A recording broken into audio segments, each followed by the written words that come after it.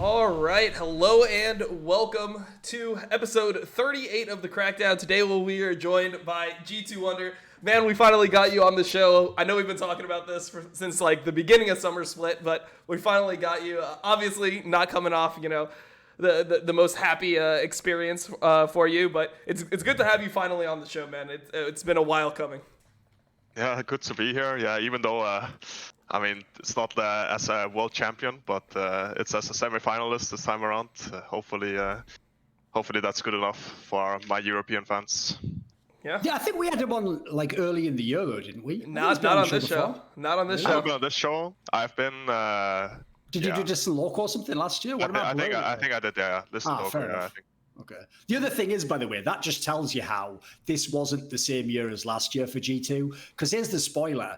When everyone's number one in the standings, it's hilarious banter, we'll come on shows, haha, we'll pretend, maybe we can lose. When people are struggling to make the playoffs, they're like, I might come on if we win the split. And if they win the split, right, after Worlds. Like, I love at that moment, Dom, where they all just go hyper fucking business mode. Like, all of a sudden, the fun in games just go away, don't they?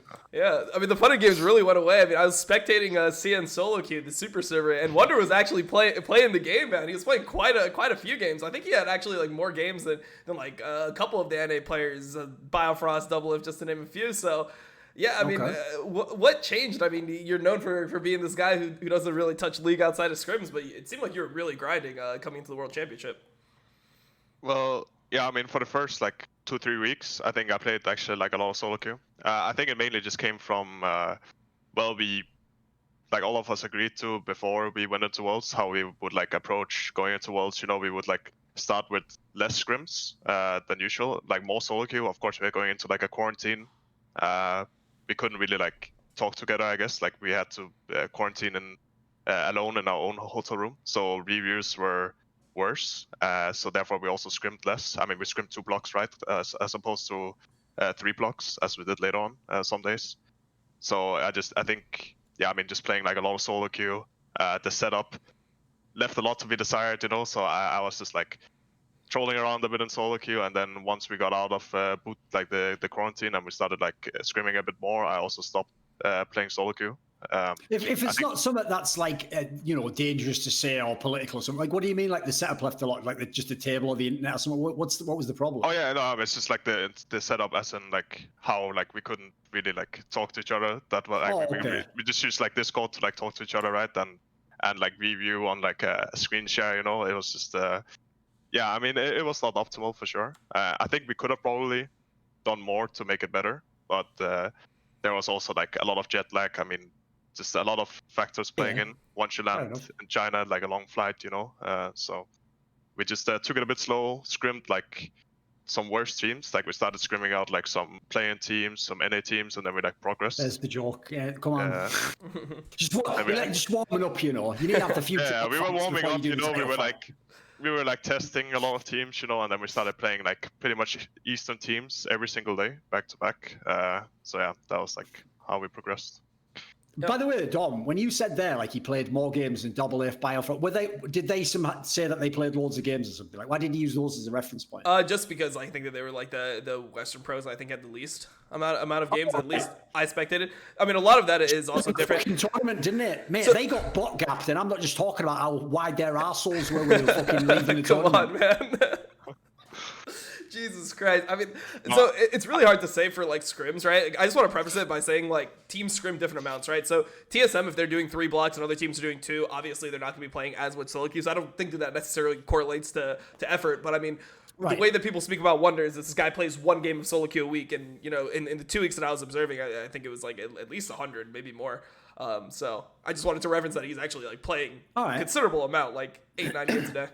Let's get some info on the super queue then, that solo queue thingamajig. So first of all, like, does the fact that there's that like super server where you have to already be like, what level do you have to be to get onto that one? I think it's okay. So the idea is it like just gets the cream of the crop of all those, because if people don't know, they have loads of servers in China. I know this from when Apto went and did that streaming thing, because it was like part of it was he had to be on that specific server. So when you play there, right, does it not matter that you basically like there's not even any point typing half the players, like you just basically just play the game? I mean, like, I think just in general, like a lot of people, I don't actually think it was like that. it was like not that good to play on it before we came. I think just a lot of people like Right. started playing on it. I mean, like everyone that participated in the Worlds, of course, started playing on it, and even like some Chinese pros that used to play in Korean solo queue exclusively, they like started playing as well. So I think the level of the server just like rised a lot. But there's like a lot of one tricks, I guess, like a lot of really good players Right. on like their specific A bit champions. like the Korean solo queue in that sense, then. Yeah, there's like some similarities there, but I think there's like just so many games like just Like, massive. what's the most bullshit one trick you have to play? Are the fuckers just Okay, playing? I know what he's gonna say. Dude. Dude. It's got to be the Fiora one tricks, man. He was so ready to play against Nuguria's Fiora because he must have played against 50 Chinese Fiora one tricks. Okay, Jesus. okay, I have to say something to that clip.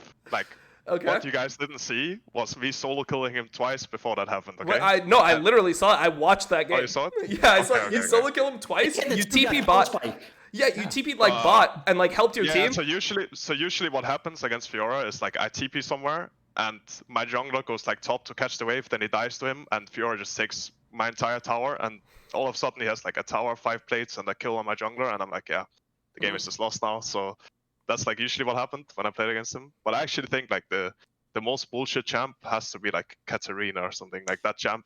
I can't Or like believe that even carries in high, because obviously that's like still the bane of like low level solo queue, by the way. Like, you just get that on the other team and it just kills everyone. Yeah. They do that at the top level as well. Yeah, I mean, once I was against like that, like the specific player that just Yeah, like he just kept like he was just always fed, and he just always got like 4-man or 5-man kills in team fights, and I was just like, yeah, it's just too hard to play against. So Yeah, no, I mean, Has I to be that remember Selfmade ended up doing a bunch of games with that guy because of the fact that he was just like taking over every single game of of solo queue.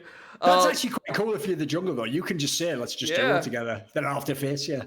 I'm amazed Selfmade could handle it. I thought he would just be curling his fucking ass off the screen if that happened. No, I mean, Is he not a tilter? I'm not sure. From what I've talked to him, I think he actually tilts probably like the least in Fnatic. Also, like from watching their voice comms, it also seems like he's the guy to like. He doesn't talk Bring the much, mood up. though. Yeah. I mean, he seems like he's the most neutral party on that team. Like anytime you listen to the voice comms, it's always a 2v2, right? It's 2 people want to go in, 2 people Yes. want to run away, and then Selfmade kind of just says whatever he thinks is best for the situation. And I guess he's like the swaying vote for how teams are going to approach it. So, yeah, I mean, You should go next year, Dom. You should just go and do like 3 months where you just go on the Korean Chinese solo. Mate, I bet that if people watch your for the actual gameplay, wouldn't that be like the best environment? Yeah, no, I think it would be fun. I mean, I had plans to go to Korea this year. I went to Europe the year before, but I think that was actually when Wunder was at MSI, so I didn't actually get to play against Wunder or like any of the G2 players. But European solo queue was really fun, and what's amazing to me is when you have European players come back from Worlds, like Selfmade, he's like, damn, like EUS solo queue is so shit compared to this, or like everyone just types her all the time, like the quality is so low.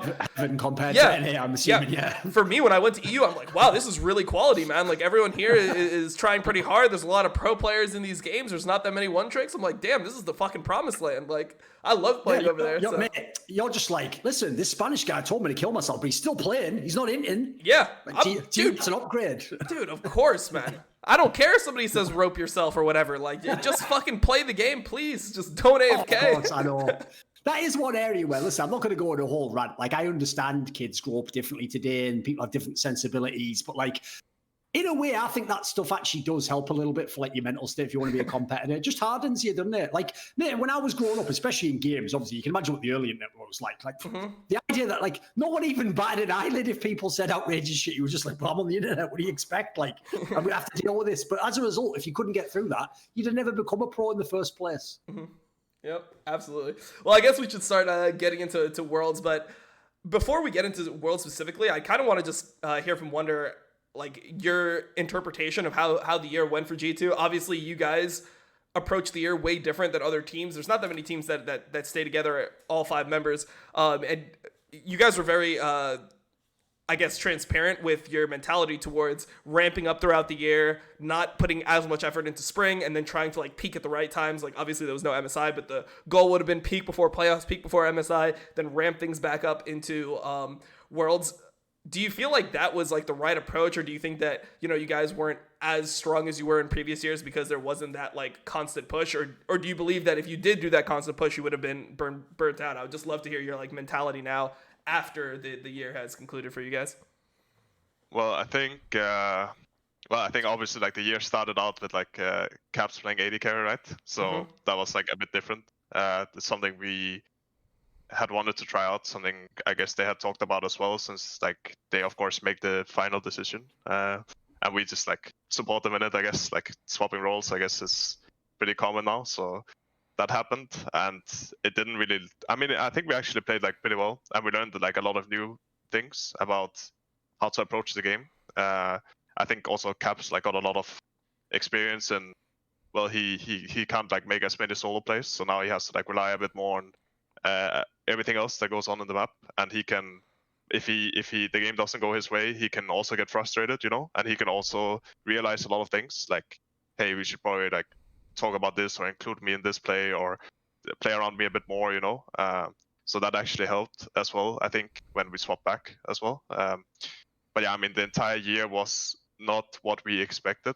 Like, of course, we wanted to go in and not try it, not even like not try as hard, but put in more effort when it actually matters. But instead, of course, like with the whole pandemic and everything, I think it was like hard to stay super like on point the entire time. Like playing from home, it got like really boring, I think, for all of us after a while. And then also, of course, like a lot of outside factors that didn't really like make us be able to practice as much. And I think we were very late on picking up on the actual meta that stayed all the way from basically after spring until Worlds, which also came back and like haunted us with at Worlds, even though I think we had like really good progression from basically the moment we came to bootcamp and until the end where we got knocked out. I think we actually we came there as like maybe like on the same level as an American team, and we ended up like being able to actually compete. Don't sell yourself short. You weren't on NA level. We ended up being able to compete with like I think we were able to compete with like all the Chinese teams, at least like from practice and just, I mean, playing and Suning on stage. They were like pretty good, and they also ended up being like the best LPL team, right? And we were able to compete with all the Korean teams besides, I guess, Damwon in the end. So I think we had like pretty good progression, and yeah, I'm not like that's as sad that we made it to the semifinals and not the finals this time. By the way, there's obviously a lot there we can get into. Like, let's just go back to the first part, right? When you just said about when Caps was ADC, you were like, I think we were a good team. It's like, even the way you said that was like, that's weird. Why would you mention that? Show you the best team. I mean, you won the split. Like, you know, I heard like Caps in that interview in the press conference, and that was his favorite moment, was playing ADC. I noticed two of his teammates instantly laughed and did a face palm. Like, come on, listen. Like, as far as we know, he's never going ADC again. It's okay. That nightmare episode of the fucking Crypt Keeper is over. Genuinely, over the whole split. Listen, by the end, in the finals, looked great. What do you actually think of the experiment, Caps to ADC? I mean, I think it's like, I mean, I know like a lot of people, also you included, I guess, like said that the iteration with perkz was better, which of course, like when we came from Worlds, we were like a better team playing with perkz AD carry before Caps went into the role. But I also think like the way he played was pretty similar. Like if you think back to like the first split Luca played as well when he was AD carry, it was not, there was like, of course, some differences because they're just different players, and the way they adjust into the role was different. I think maybe the meta, if Caps had like the Kai'Sa meta, the Saya one, he could have probably also. It was like more of a mid lane friendly transition, I think, that perkz up. But I also think like towards the end, Spring Split was like kind of the same, honestly. Like final Spring Split with Caps and final Spring Split with, or like the playoffs, I guess part of it with the perkz was like kind of the same. And I think we didn't really, of course, the why I said like I think we were good is we didn't really get to prove it. I mean, there was no MSI, there was nothing, right? And then we swapped back, so it was like kind of yeah. I mean, we didn't swap back because we didn't think it could work coming to Worlds. It was just more of a player preference, honestly, that we swapped. Okay. Well, I feel like the problem. What is your overall take on that though? Like, who did you think was the better ADC overall? I mean, like, of course. I was asking Dom that. Dom, what did you think?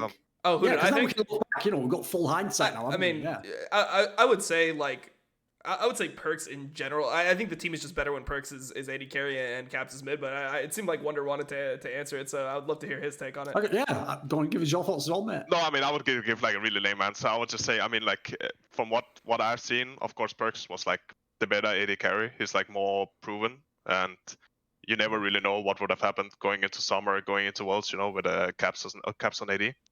Sure. But I think how he like adapted into playing champions like Senna and Aphelios, which are different champs. It was, I guess, like it was in a way also good for him that 2 new AD carries that were like permanently played got released right when he swapped as well. So he was like a bit more on an even playing field with other AD carries at learning them at least. But I think they are also way different from playing like the Ezreals and the Kaisers and the Sires. So I think he adapted pretty well into playing them. And of course, like we all had like our issues. I think him as a player was not bad, but maybe like the combination of like Mikeyeung and Caps like in the bot lane was it was harder to get used to it for them than when Luca played for the first time bot. Mm-hmm. One thing I was going to ask you would be, how do you feel about all these changes that end up happening? Or do you have like that much say in it, or do you just have full trust in like the fact that your teammates are just so good, perkz, Caps, they can pretty much do whatever you want, and you're like, yeah, sounds good, guys, whatever you guys feel is best for the team, we'll do it? Like, do you ever put your input, or do you ever think it's gone too far where it's like, okay, we're swapping literally players every fucking split, can we please just like maintain some consistency here? How do you feel? I mean, of course, like before any single move, we all get asked.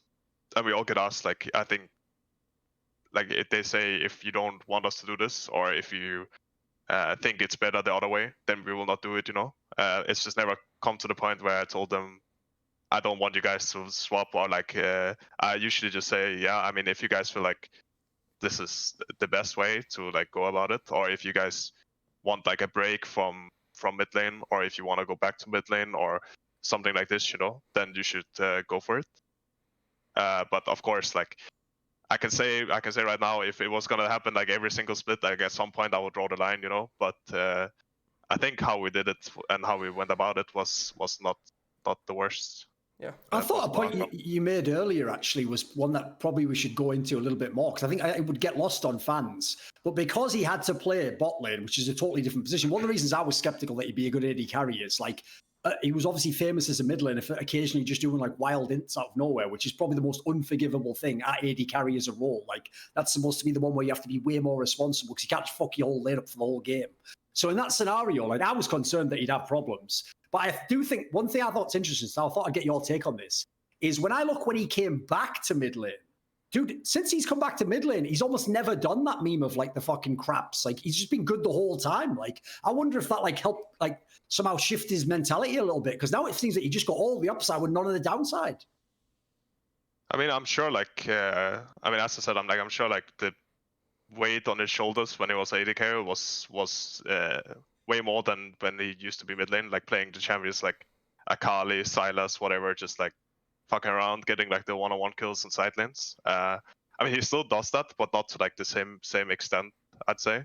But yeah, I mean, I think he's just like him as a player. He's just like very good at knowing what to do to win the game. So he just like always has like some kind of plan for himself, unless like the game is like completely in shambles, like game 4 against Damwon, like that game was very hard to see a play, but he always has like something he wants to do, and I don't think that changed, but for sure he's more cautious now when it comes to not like screwing the game up for his teammates.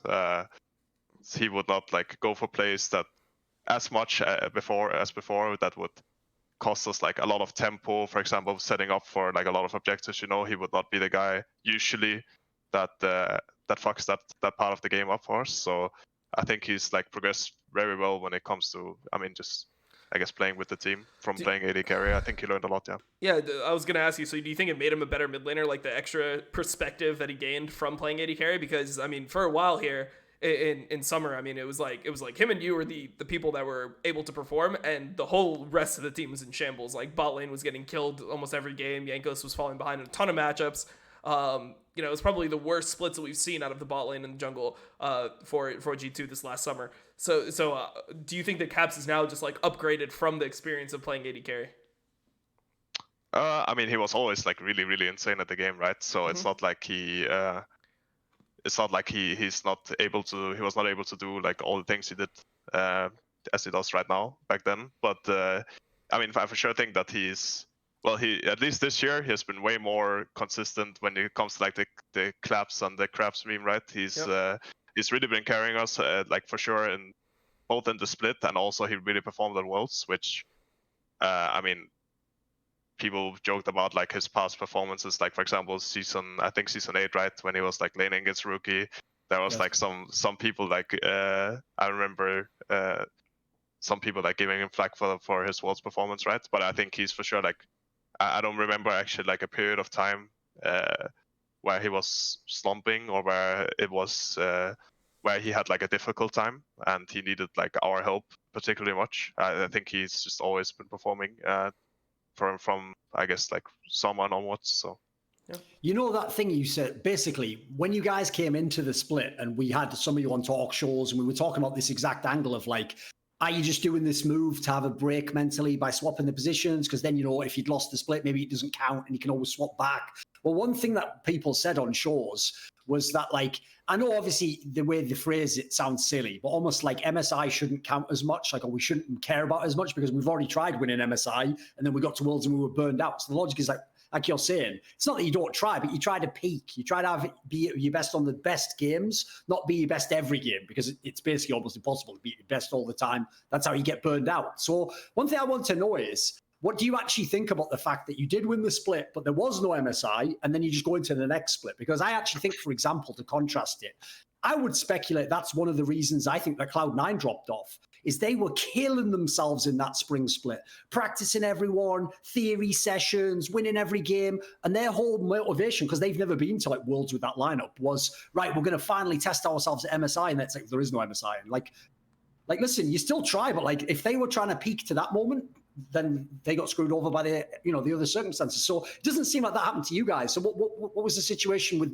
no MSI? How do you feel about that? So I think at least that's why like we went with this approach, because last year when we played MSI and everything, I kind of like contribute a lot of us burning out basically at Worlds to us not having like any breaks. Like we were basically just non-stop practicing. We were practicing really early on for MSI as well, and when MSI ended we had like a week break before our split started again, and then when we qualified to Worlds we were basically practicing non-stop, like Korean bootcamp and whatnot. Actually after the MSI we were bootcamping in Europe because for some reason we thought that was a bad idea. But yeah, I mean, I think I contributed a lot of like MSI in 2019 to us like getting burned out, but I don't think that has to be the case either. I think you can like, well, make it to MSI, right, and learn a lot while not, of course, like trying to peak at MSI. Of course, a lot of people have like different priorities. If you never made it to MSI before, of course you want to, you would want to like you would always want to do your best possible at every single tournament, but there's like a lot of trade-offs, I think, and for us, Worlds just matters a lot more than MSI, and it was even like that before we won it, I guess. But of course, like that doesn't mean that we are not very, very happy about like winning MSI, right? It's still like, yeah, sure, of course, a pretty good achievement for us. But yeah, we just wanted to. If MSI was there, I think this year we would have approached it differently, and still like taken a lot from it, like how the meta progressed, and it was like kind of the same meta from basically what was like the MSE, right? The Asian MSC, yeah, MSC. Yeah, there was like low-key the same meta as well at Worlds, so I think we would have at least like gotten like a reality check, if nothing else, and started like picking up whatever they were playing, and maybe that could have like helped us a little bit at Worlds at least, but yeah. So I mean, it seems like, sorry, just one more topic on this one thing. Don't split up. The other follow-up I had was this. no one can tell you that plan. Like, I actually thought genuinely coming into this year, I even told you guys on Twitter, like, I challenged you to go like 18-0 because I was like, if you're gonna fuck around, you say like it's it's too easy, you play in Europe or whatever. It's like, okay, then prove it, go and defeat it or whatever. Which, listen, nobody can probably do. Like, I was doing that as like a semi-banter. It's probably unrealistic to expect anyone to actually do that. But my point is this. A lot of people could say what you're saying, right? Of like, I mean, Double F basically has tried to do it in NA, like, who cares what spring, or, yeah, or who cares where you're at like week 1, by the playoffs, I'll be there. But that's like a good story to cover if you do badly.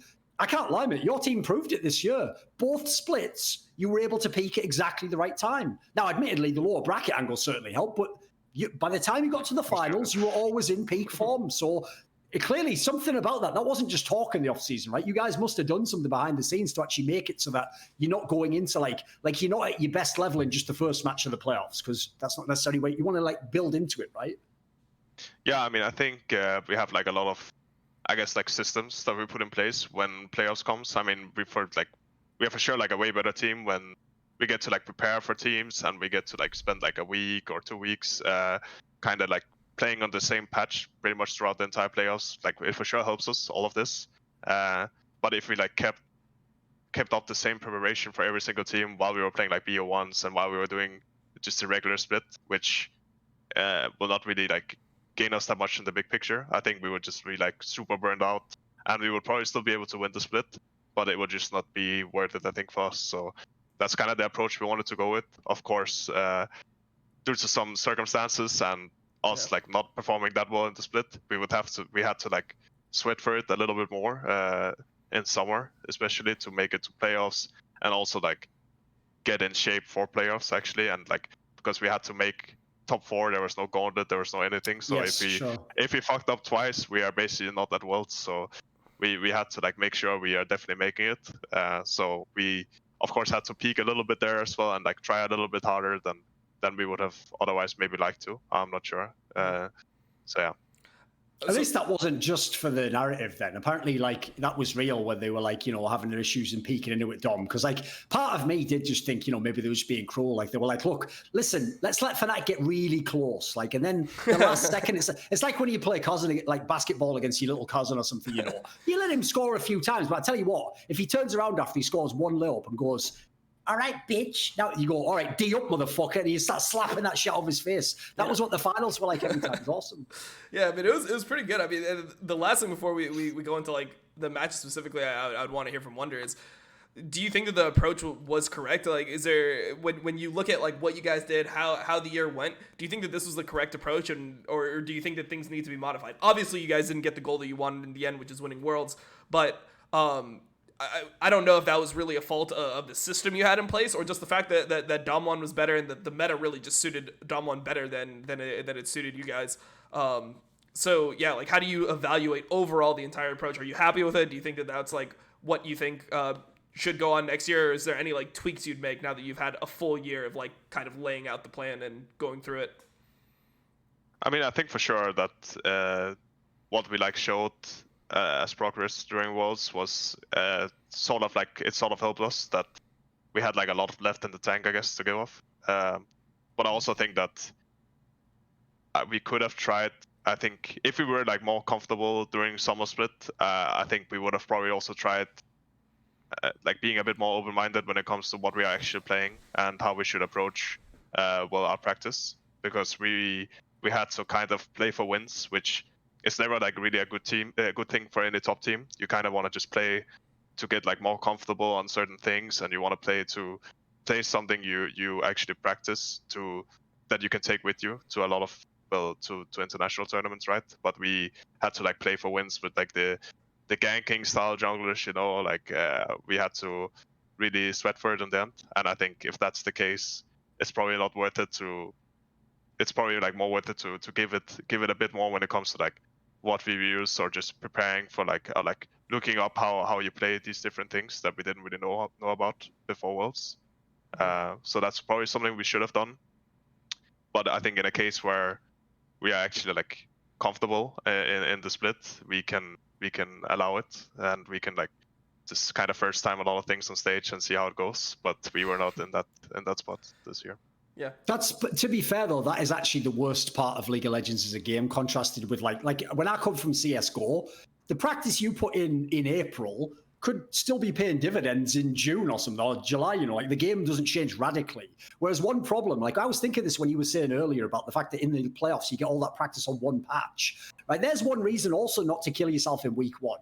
You play a different version of the game, basically. So, like, listen, some of the things you learn as a team might help you, but like that specific champion might not be played. You might never have that comp again later. Like, sometimes it might not be worth to do what Cloud9 did and just be doing insane practice from the beginning. Like, I think that's one of the factors that makes it really hard, because you're doing the same thing now you did at the end of last Worlds, which is you're trying to think, what could I have done differently to get a better result? But it's like, maybe you couldn't. Like, if you played it back, maybe, for example, say you guys try and force all those picks. Because I do think in the summer, if you look now at what the world's meta was, China basically had the edge on everyone because they were playing all those champions in top lane and jungle the whole summer long. Like, they were playing Nidalee from the beginning of the summer. They had all the picks in the top lane, all the counter picks. So, like, it's well and good to say, like, oh, like, we could have tried those, but who knows? Maybe if you try that in a region where no one else plays them and they've got a different meta, maybe you don't even get to Worlds. Like, it's a gamble either way, in my opinion. It's not as simple, you can't know what you're supposed to do. You can look back and go, I wish I'd tried it, but you can't really know if that was the right move or not. And maybe the world's meta, maybe they do a different patch from Riot and it wouldn't have mattered anyway. Maybe it would have been what you guys played in Europe. Yeah, I mean that's it, right? Like, I think that's like the main difference between basically. I mean, there's like some games that do the same, but patching in League of Legends is just, well, it is just like every 2 weeks, right? And the matchups you play can change. They can't change. Maybe they don't change. You don't really know. Like, we don't really have like the insights. What's gonna happen 6 months from now? Because then, well, then what we are practicing, we would just basically just practice for Worlds, right?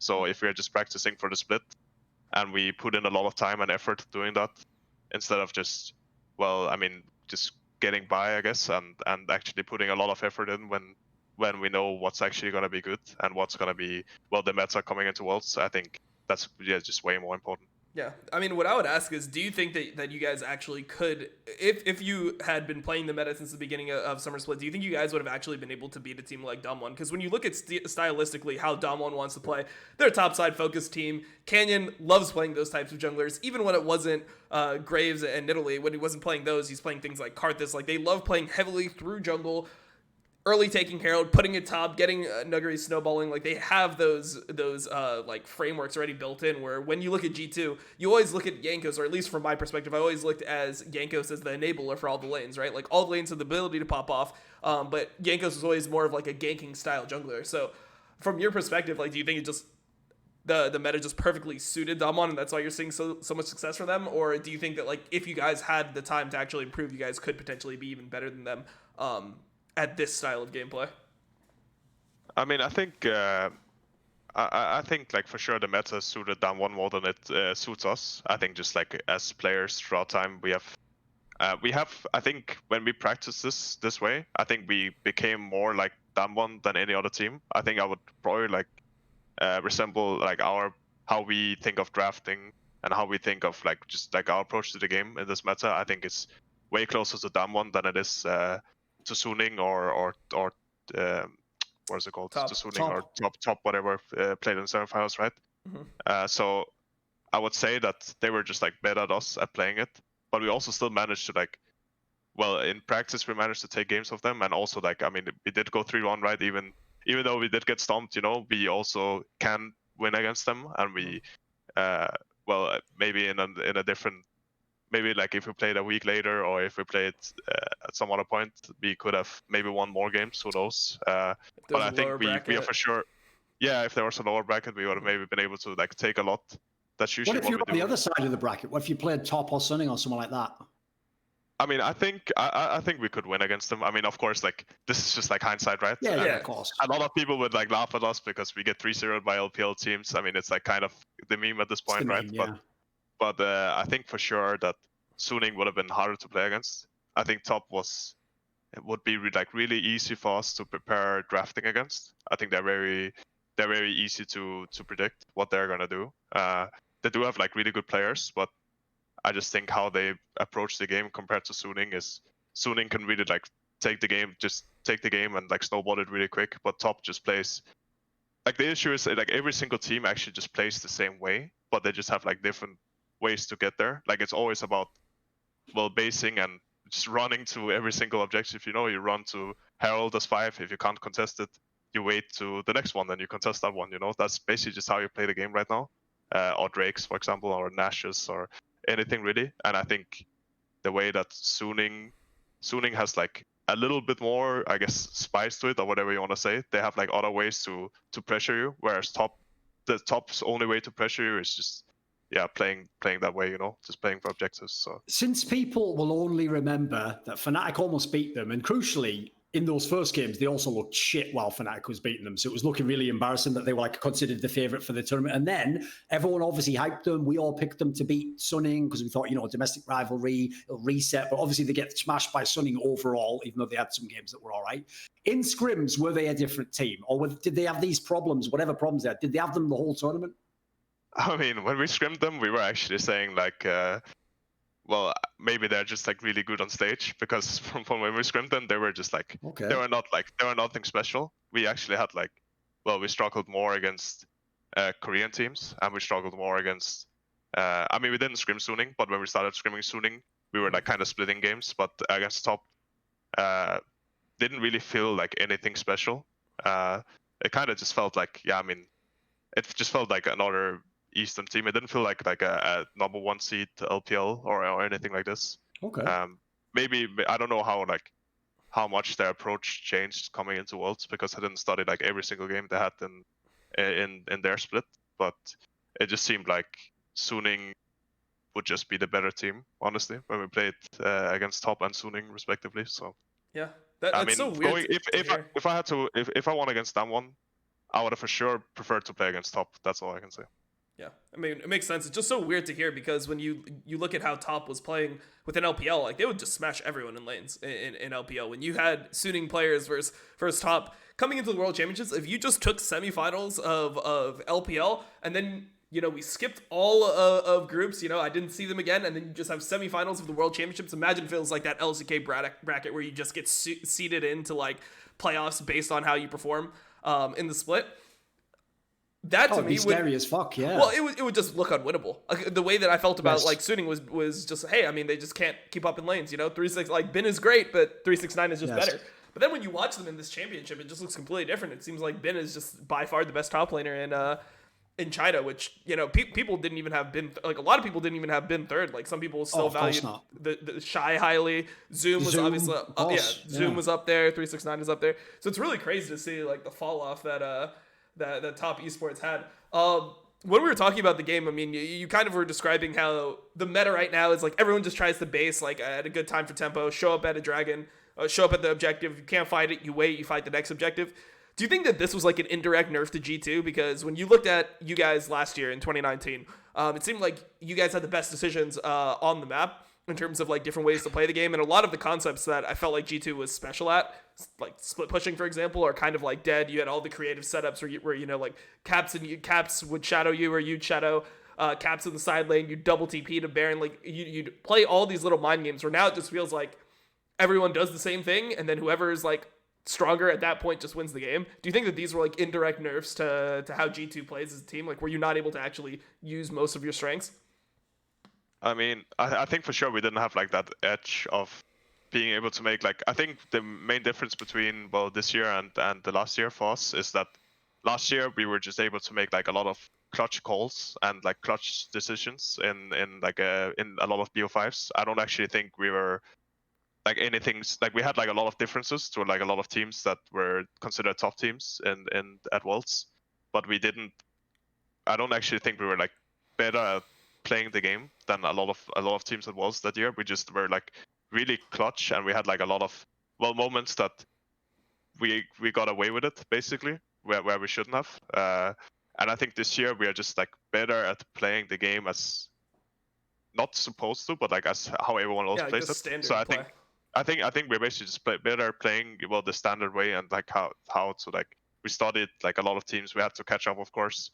We had to catch up on like how to actually play the game, as well as LPL and SK basically. So I think we are just generally a better team this year, but we don't really have like, there's not as much room to make like the clutch plays and like the Rise ult, you know, where you like suddenly take like 2 towers and the other team is like, what just happened, you know, like it doesn't actually happen anymore, which I think was more fun and like my preferred way of playing. But of course, like can't always have like the meta favoring you, right? So I think it's also, I think we at least showed ourselves and like a lot of other people that we can also like keep up when the meta is like this and it's more set in stone. Like every play is more predictable and every play is, well, just basically like planned 2 minutes ahead, 1 minute ahead, whatever, right? So yeah, I mean, there's like for sure this like the key difference between last year and this year. Makes sense. What about, since people, right, if people are going to paint with really broad strokes for Worlds, like if you think of how you remember past Worlds, people tend to remember like 1 or 2 things about the meta, whether they're like totally accurate or not. It just tends to be how it comes out. So this year, the logic was like based on the champions being played, it was a carry jungle meta. And then also, it was also about like I said, this is where LPL was ahead. They not only played all the same champions in the jungle in LPL, but also they were playing a bazillion champions in the top lane. And it was all about like how many counter picks there are and what champion pool you've gotten. And that's one area where, for example, all year long I was watching LCS, like they're not going to make it. They're playing 4 things, guys. Like this isn't going to cut it. Right? In that scenario, does that mean on any level, like is some of the fact that you guys couldn't win, is that on you and Jankos? How do you think you adapted? I mean, I think for sure, like we had to adapt a lot. So like for sure, like the first couple of weeks we were not at the same level as like top, just like individually, and also just as how we played the game, I think, as especially the Eastern teams. But I think, well, for me it took me like not that long, I feel like, to actually learn like, well, the matchups and the counter picks. I think also like what I had that was actually in my favor in group A, the group I played in, was that even if I'm not like the greatest Renekton to play compared to the LPL teams, I think I was better at playing like the Volibear Renekton matchups, or like both ways, you know, than Bin was, for example. So I think if he didn't want to play the Volibear because he was like not good at it at all, you know. He didn't want to play the Ornn because he was not good at it at all, you know. That was like the kind of the story for him. He had like his niche, and I think I actually got better at like preparing like at least like what the play in and group stage and like maybe like quarterfinal meta was than Bin was, and some other top laners as well. But I think, I mean, for sure they had like an edge in just how they approach the game. I think you can't only fault Jankos for like the jungle thing, for example, because we also could have all played better at like setting him up for success. I think there was for sure like some really, really insane Eastern junglers that, like for example, if they played Kindred and they got a lead, they would just completely take over the game. And that's something you don't, like we didn't play like Kindred a lot, you know. So that's something in like the first couple of like practice games, or even like that was not like the case for us, you know. We would not just like insta win the game if like Kindred got like strong. And that's like both us like playing around Jankos and also Jankos well, just not being like as good on Kindred as like some, like for example the Kindred one trick like Piosik, he was not even that good, but I think the JDG jungler was like really insane, you know, like he was like turbo smurfing every time he had that champ. So there's like for sure like everyone is at fault, but I think top jungle we for sure had to like learn a lot compared to, I think mid and bot, they were already playing like I mean they're like just I guess like less similar. The meta was similar basically.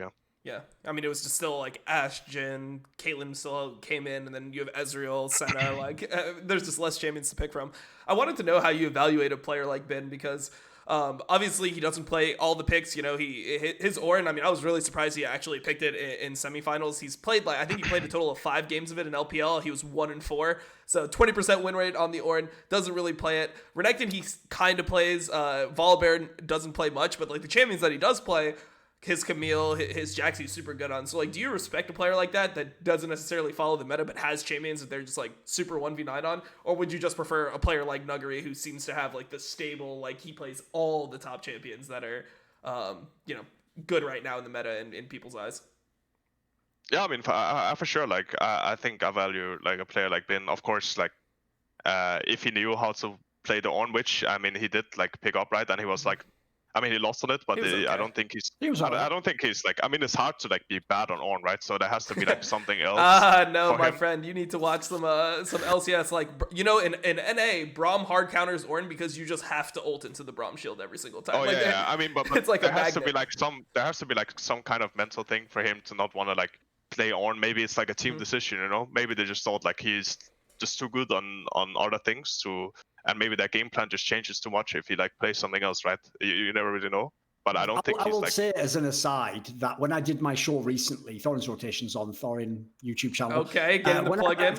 When I had Peter Dunn on, and like people who basically watch LPL all the time, they said that they only think he did that one pick against Sunning just to try and set up for like a potential like final or whatever, you know, to make the opponents think like, well, at least I play it, so you can't like leave it. Like they don't even think that like was like he thought he was going to be. They don't think that was like the real pick that they wanted to do in that game. So I could believe that he just doesn't play it net. Yeah. Yeah, I mean maybe that's the case, right? But I do like respect, I guess, players like that a lot. Anyways, I think it's harder to draft against. So for example, like when I go into draft and I'm like, well, this guy is like 1v9ing on Jax, you know, I'm like, yeah, probably not gonna pick Camille blind. Which in hindsight, I think Camille just turned out to be like really, really OP. So no one should be like scared of just blinding Camille. I think when Renekton plus AP junglers out, I think you can always just blind pick Camille.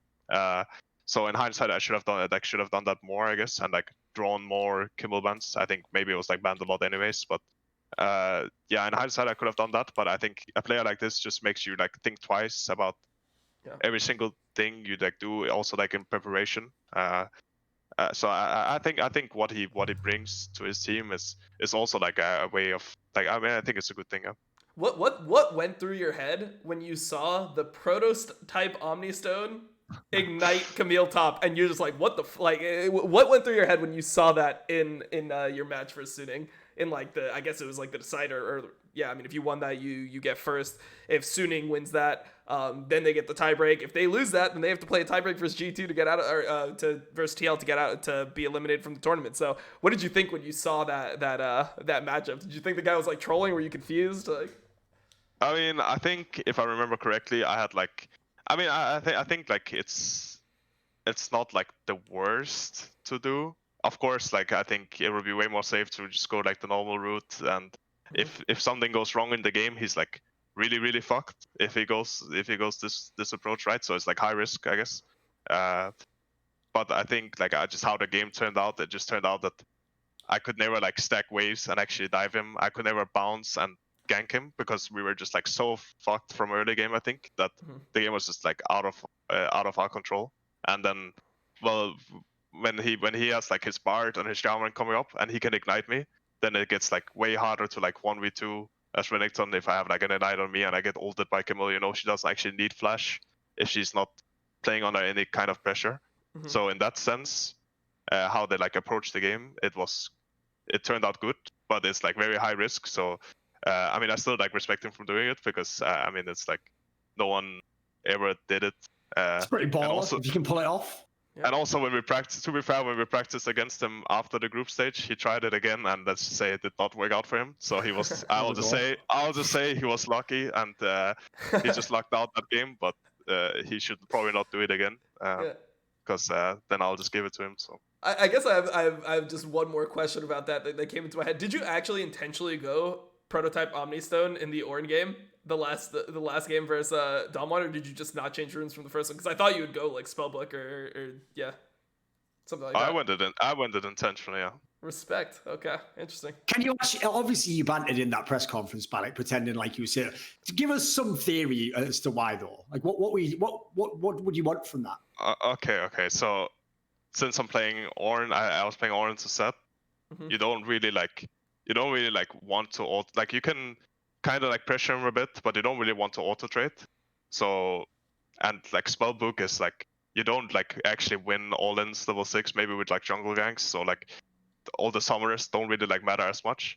So I just like the idea of like punching him once with grasp and then like throwing a comet at him and then like getting predator, you know, like all of this, like it sounded like it was actually it was not like a bad option, you know. So I just went for that, but I can see like good and like Okay. positives and negatives about anything you do in that matchup. So.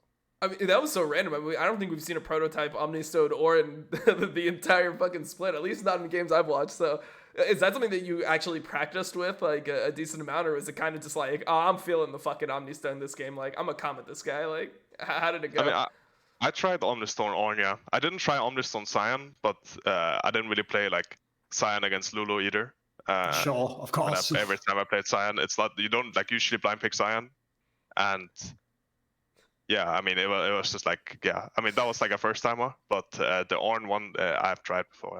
Yeah. You know that is obviously like part of the meme around you, where because you've like built this like funny angle of like, oh, I just want to like get the scrims done so I can go play World of Warcraft. Like when you say those stories, like, I play this, like people don't know. Like when you say you for the first time, like some of these champions, are you ever actually playing them where you just almost never play them? Like, or is it like, I haven't played it in an official game, but I did like scrim it on a Smurf account or something. Like you surely don't really like pull shit out you never play. I mean, at Worlds, I would say definitely not. It would have to be like a very niche case where like someone picks something that I haven't practiced against either. For like, let's say I havened practiced against the champ, I like played scrims against the champ for like 4 months, but I have like this really niche counter pick that therefore I didn't play for like 4 months. Maybe I would pull it out, you know. But during the split, I would say there's probably like more champs I've played that I haven't played, like let's say within like 3-4 months than usual, yeah. But Worlds, I would say just lie and say you do. Just like make that narrative even worse, so that they think you can just pick anything. They just think you're a madman. I mean, that's like a lot of champs I picked that I haven't like had a single game in solo queue with, for example. So it's been like purely like maybe like 2-3 games in practice, and then I'm confident enough to pick it. There's like a lot of these cases, even like at Worlds, at MSI, at tournaments like this, but for sure more during the regular split and early season. Yeah, well, I mean, God bless you, mate. Listen, if I was your ADC or something, I wouldn't necessarily be happy with that, but you know, it's all right. So we talked to Cold before, and he spoke really highly of you, right? He said that you're the type of guy that you didn't need a lot of games on champions to succeed. You'd play 5 games with a champion that just came out, and you'd already be at pretty much like a top level. Like you'd be at 90 to 95% proficiency, let's just say. Where do you really like? What do you hone that down into? Like, why are you just able to pick up new champions or play champions that other people haven't played, or play champions that you've only played a couple games on so well instantly compared to other people that need like 20, 30 games, like potentially even hundreds of games to be confident or comfortable? I mean, I think I just think about that. I think a lot about like how the champion can be like applied to like different situations, maybe more than like other people. Like I kind of like just, I guess, theorycraft in my head, like in what situation would this champion be good? How should I like play my lane, my matchup? Even if I've never played it before, I can like kind of figure it out, you know, just by knowing, well, the kit, like it takes me like, well, not even like, maybe not even like a game to figure out how the kit of my champion works. At least like how people like understand it when it gets released. So I can just kind of figure out, like, just by playing like a game or two, how like my matchups should go in my head at least, and that usually like turns out to be the way it goes as well. So I think that's just like the main difference. Maybe it's also easier if you're a top laner. I'm not sure. You're more used to like picking up a lot of weird shit, and you can kind of like apply like a lot of matchups and like draw similarities from a lot of matchups than maybe like the jungle role can or bot lane, right? So maybe that's the edge I have. I'm not sure. Yeah, there's one area, by the way, Dom, where I think also G2 has an edge, and people don't even talk about it.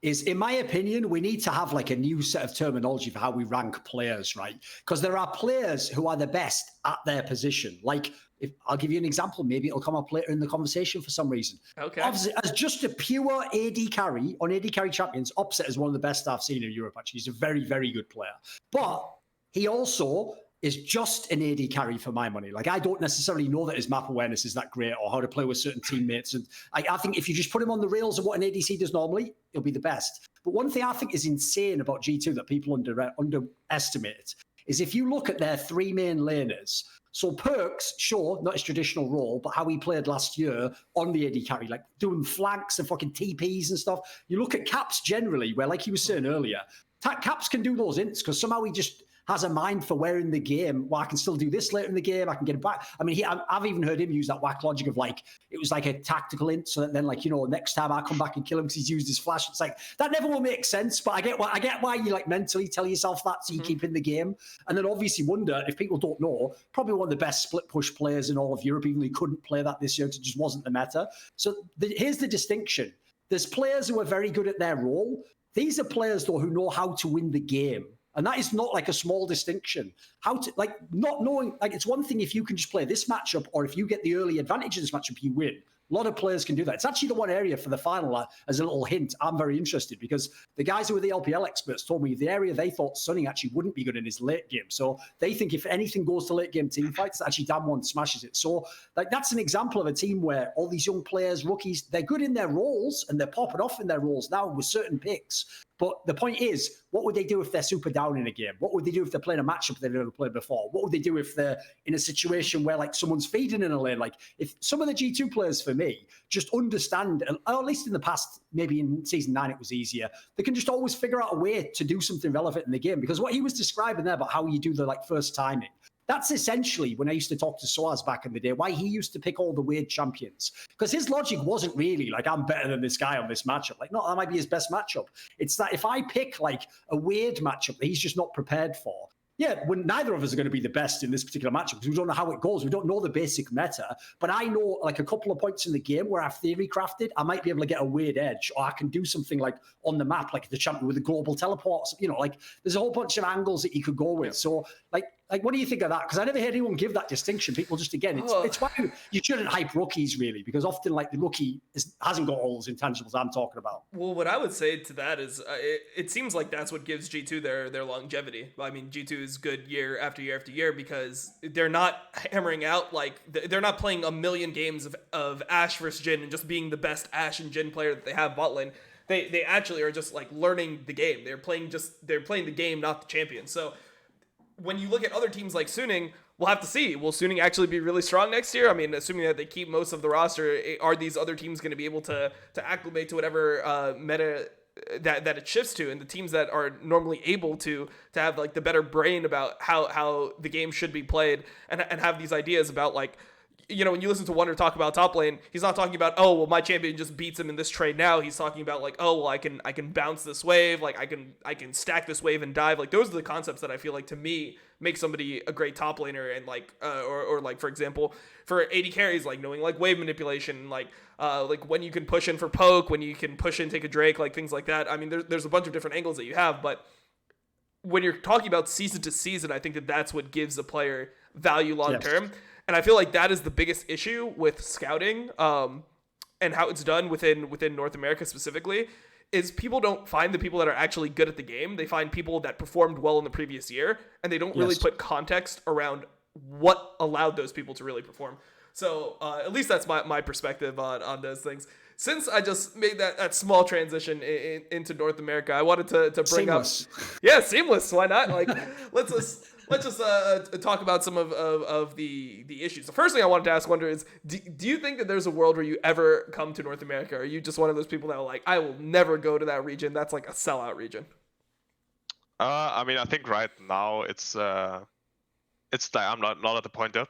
I think also right now it's just how it looks like globally right now, and just like in America, it's probably like not the greatest time. I would not be like the happiest I haven't left my house in 3 months, so. Yeah, I mean it's true, right? I mean it's not like the best, like the worst circumstances for like a guy that's maybe just gonna sit and like play most of the day, right?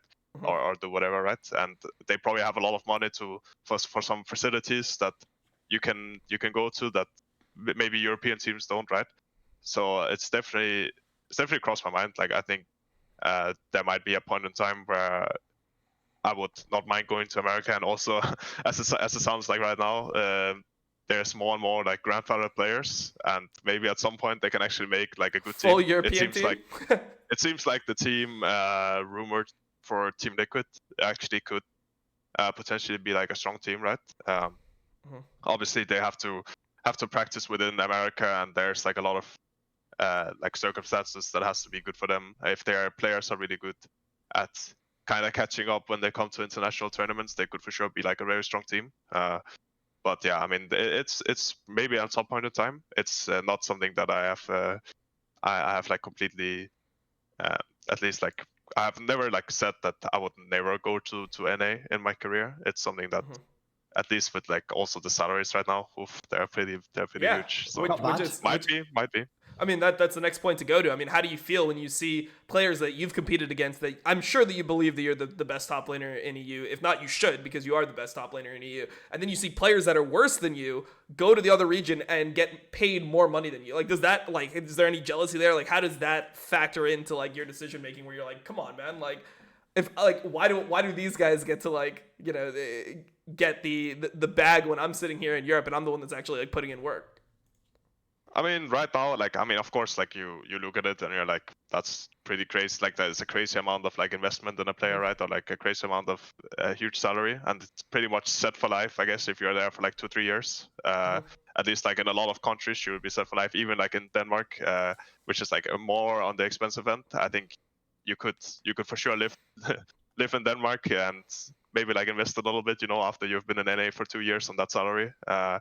So it's something that crossed my mind. I'm not gonna lie about that, but I think it's just a trade-off, honestly. Like, if right now I feel very confident in G2, and I feel like we can win, and as long as I feel like the trade-off is not too big, going to NA as compared to staying in EU, like the teammates I'm playing with or my chances of winning, then of course, like, I'm gonna weigh like salary and roster I'm gonna play with and all these kind of things. I'm gonna weigh it in my head, and if it turns out that NA is more lucrative and it's like better for me, then it's for sure gonna be an option, right? Yep. But yeah, as of right now, I think it's just worked out for me to be in Europe, and as long as it keeps working out, that's what I'm gonna do. This might be a weird question because, listen, I don't expect you to be like an expert in tax codes and stuff, but you might know this, right? So a lot of people might know that Denmark is one of like the worst countries in the world for like insanely high tax rate, and like it's really hard to dodge it as well. So the question I have is this. I even heard, maybe this is where I'm wrong, it's why I want to ask. I've even heard it's one of those countries. Like, I'll give you an example. My country, the UK, it's not as bad, but, you know, we're up there as well. But for example, if I go and I now live in the Netherlands, it switches. As long as I don't live in the UK for something like, I think it's as long as I'm not there for over 6 months, I pay my tax in the Netherlands instead. So if that was cheaper, it's not that much cheaper. But if it was like a country like Malta, that's way cheaper, I would just be able to save money. It's actually why some CSGO casters moved to Malta, because they had like 15% tax rate or something. So they just calculated like, it's like paying myself 50K if I just go there. So I've heard in Denmark, like even if you live in another country most of the year, you still have to pay the tax in Denmark. Is that true? I mean, I've not like completely studied it because I haven't like had a reason to. I think how the Denmark-Germany relationship is, I'm paying German taxes because I live there. Like, I mean, basically, I think they just have like, they maybe have like some kind of deal. I'm not sure, but okay. I think maybe if I went to America, I could probably pay like taxes there, but I think it would have to be like something crazy. Like can't be in Denmark for more than like a month or something a year, right? And then maybe I can get away with like paying less, but I haven't really checked into it too much. So I for sure think if I'm staying, well, you said like 6 months, right? I for sure think if I'm staying like upwards of like 3-4 months, I would have to pay the Danish taxes. I don't think I could get away with like, because that's what people aren't factoring in, mate, on that Jensen move. Listen, Jensen got the bag. He's like fucking Santa Claus, mate. The Danish government's going to go, thank you. We'll be taking our 45% of the bag. So listen, when he goes home, basically he can just walk around going, I pay for that road, that homeless guy, paid for his food. There's fucking, like, mate, he's just making Denmark great again. It's not even just Denmark. Even if you're just taxed in the United States, if you're in California, you pay insane tax. Yes, like for me, I think by what I was getting taxed at for the last 5 years was 43% taxes. So because it's like you have California state tax, then you have federal, and then you also have a self-employment tax, which I have as a streamer on top. So I just get fucked from like different. Yeah, you pay more tax from streaming. Yeah. No, if you're self-employed, you pay more tax. So I'm getting fucked from like all different angles over here. So that's why I'm moving to Texas, man. I gotta remove some of this tax if I can. But that's the move, because I mean, people know in sports franchises the Texas ones don't have like income taxes or mental in it. Yeah, is that true? They don't have any income tax at all. So they have no. They still have federal, but they have no state. So here, like our state is, I think it's 11%. What is California state income tax? It's like 9 or 11. It's one of those numbers. California state income tax. Let me just do it real quick so I get the right number. The same thing for you then. It sounds like you're sorry. Like the CSGO casters. You're going to pay yourself a nice amount if you go. Yeah. Oh, sorry. I meant 12.3% is our income tax here. So our state income tax is an extra 12.3% on top of whatever you pay, like 20 whatever from the government, combined with the 6. So yeah, I mean, enough into taxes, but you get fucked from all angles. Here, absolutely.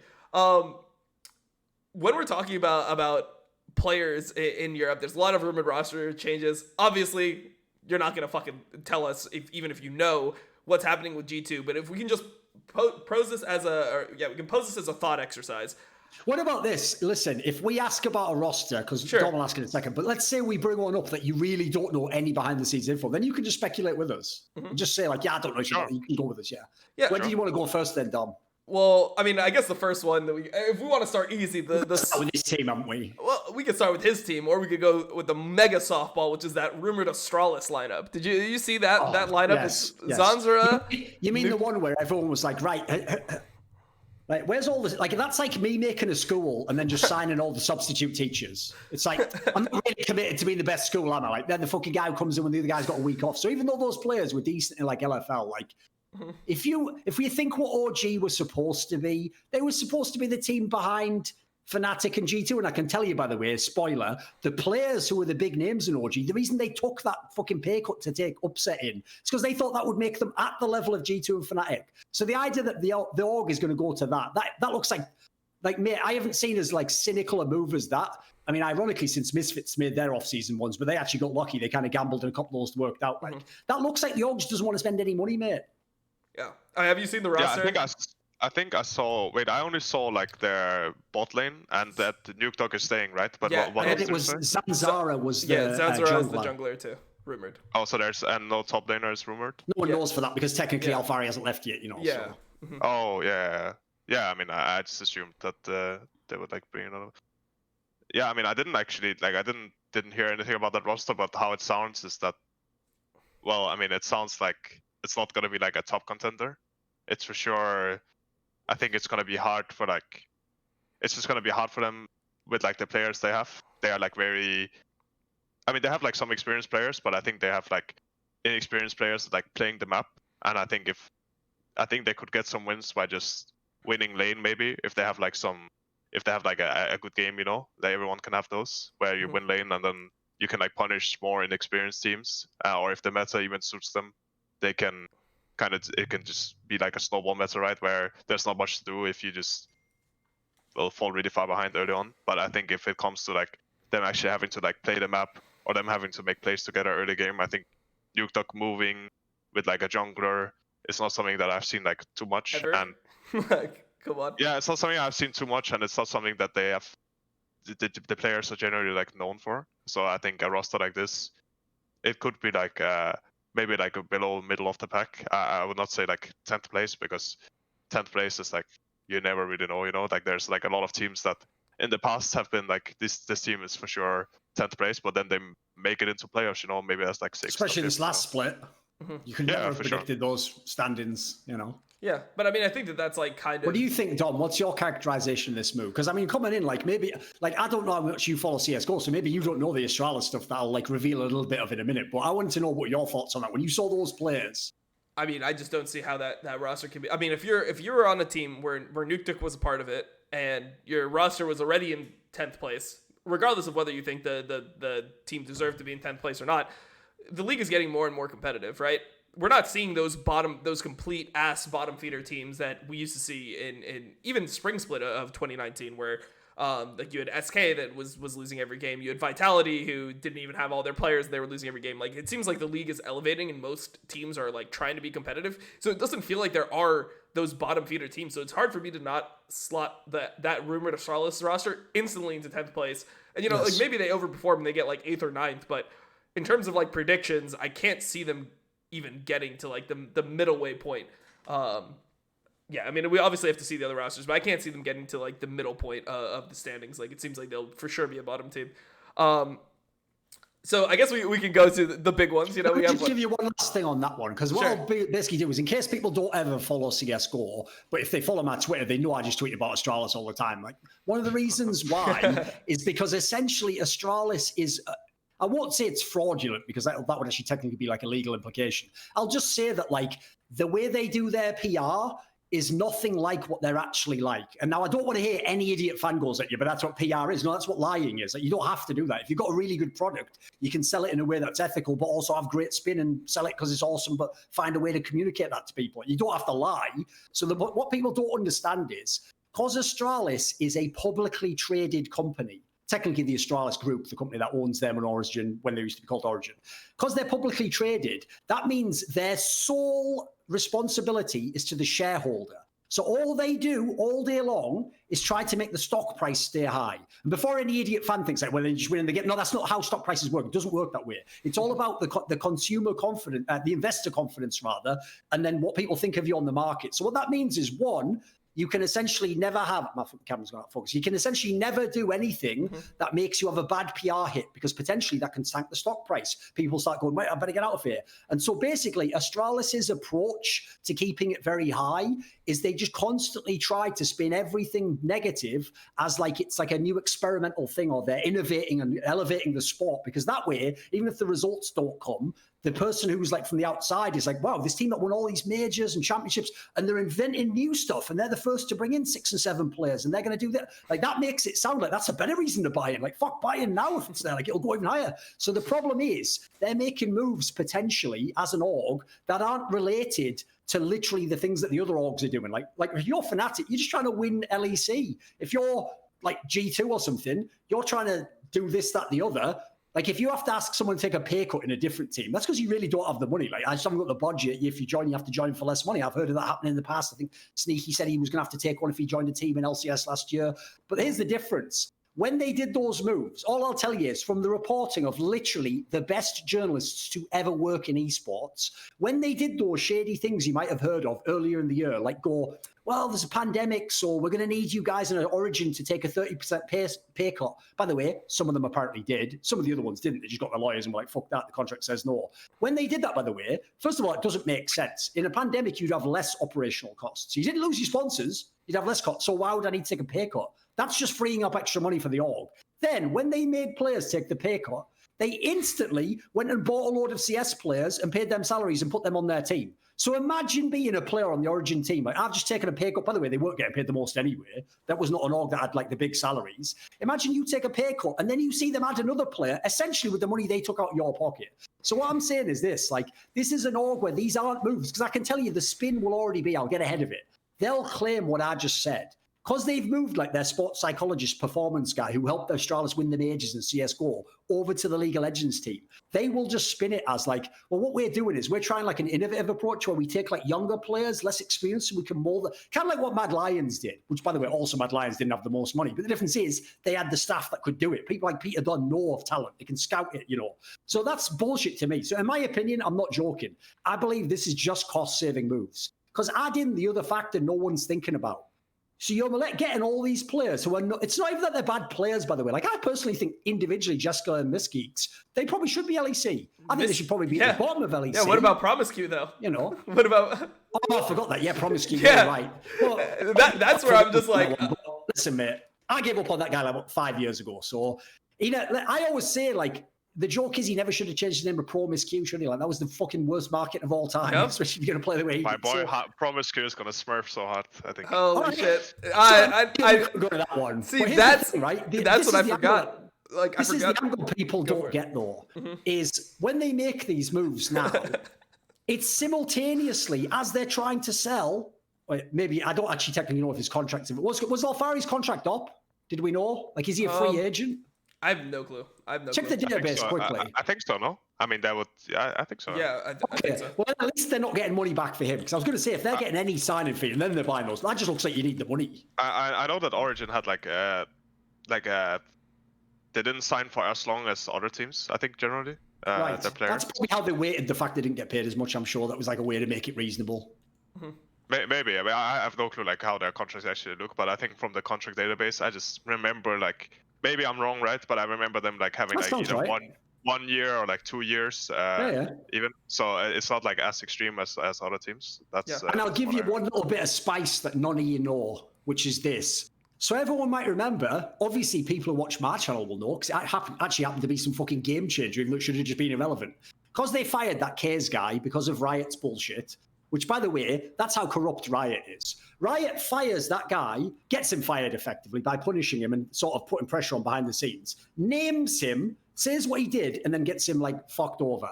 Then, when the Astralis GM doesn't pay the players on time and fucks with them in a way I'm not going to go into, but it's unacceptable, they don't even name him by name, and they actually let fans think it was Deficio. That's dirty as fuck, but you know what? That's what happens in a franchise league where at the moment you don't make enough money, so the only customer is the fucking org.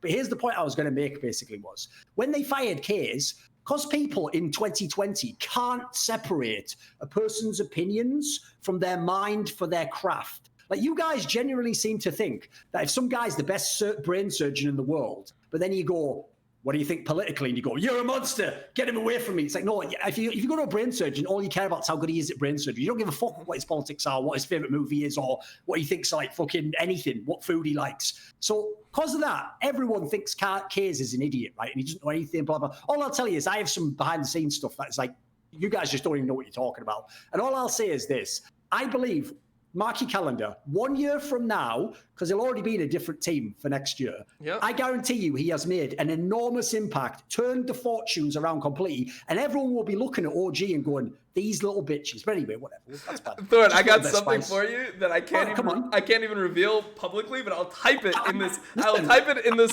box. Go on, type it there for Wunder though, but I actually know what it is. No, I'm not going to reveal it for obvious reasons. Yeah. I'm just going to say, like, I think generally, like, because from what I've seen from Kays, I think when it was announced that he was not going to be a part of OG, like, a lot of the players were like supporting him, and like, I don't think that's like forced. That's for sure not forced from like the org or anything, right? Yeah. So that's something that like speaks, I guess, to him. I mean, I don't know him, never really like talked to him that much, so I don't really know how he works. But if like players, I guess, support him like this, and there's like, but they still are in touch after, then he probably did something right. So that's like all I can say. Put it this way, if I spin it the other way, mate, I'll just say this one last thing. If you go the other way, listen, there's plenty of coaches, analysts who've like won championships, been hailed by the fans as, wow, so knowledgeable, come on shows, win coach of the split, who I tell you what, if you talk to their players, it's the opposite. Their players like, that guy's fucking garbage, or like, he's mad overrated, or like, you know, he just got it for popularity.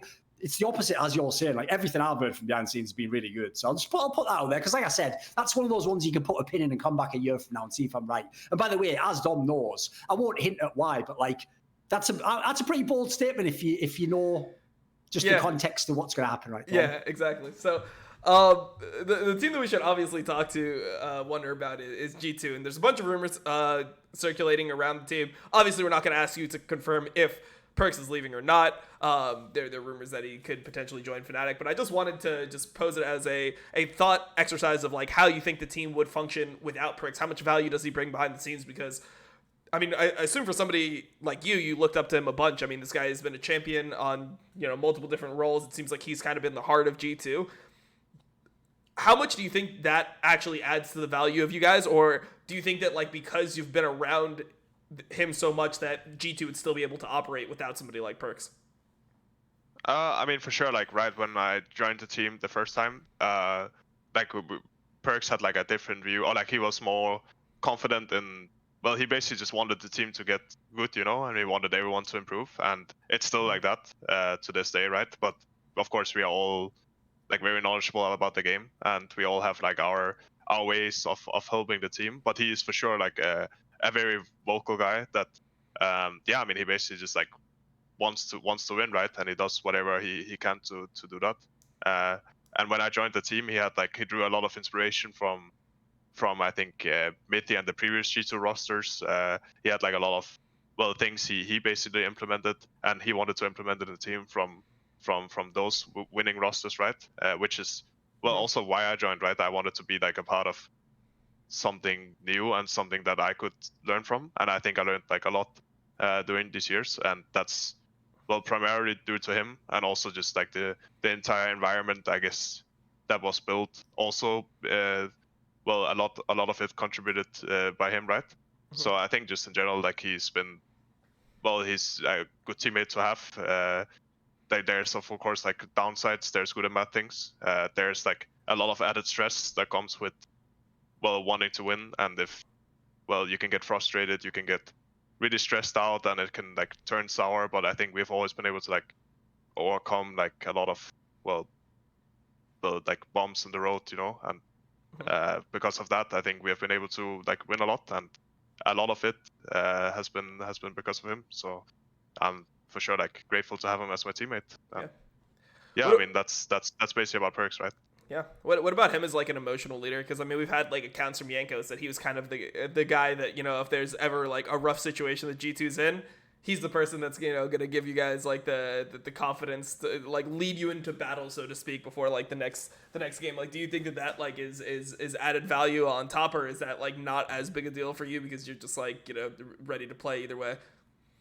I mean, I think we all do our part. Like we all have like different ways of like getting each other ready, and I guess like just I think all like our chemistry with each other, like all 5 players has always been really good, and we know like each other as people as well, so we know how to like talk to.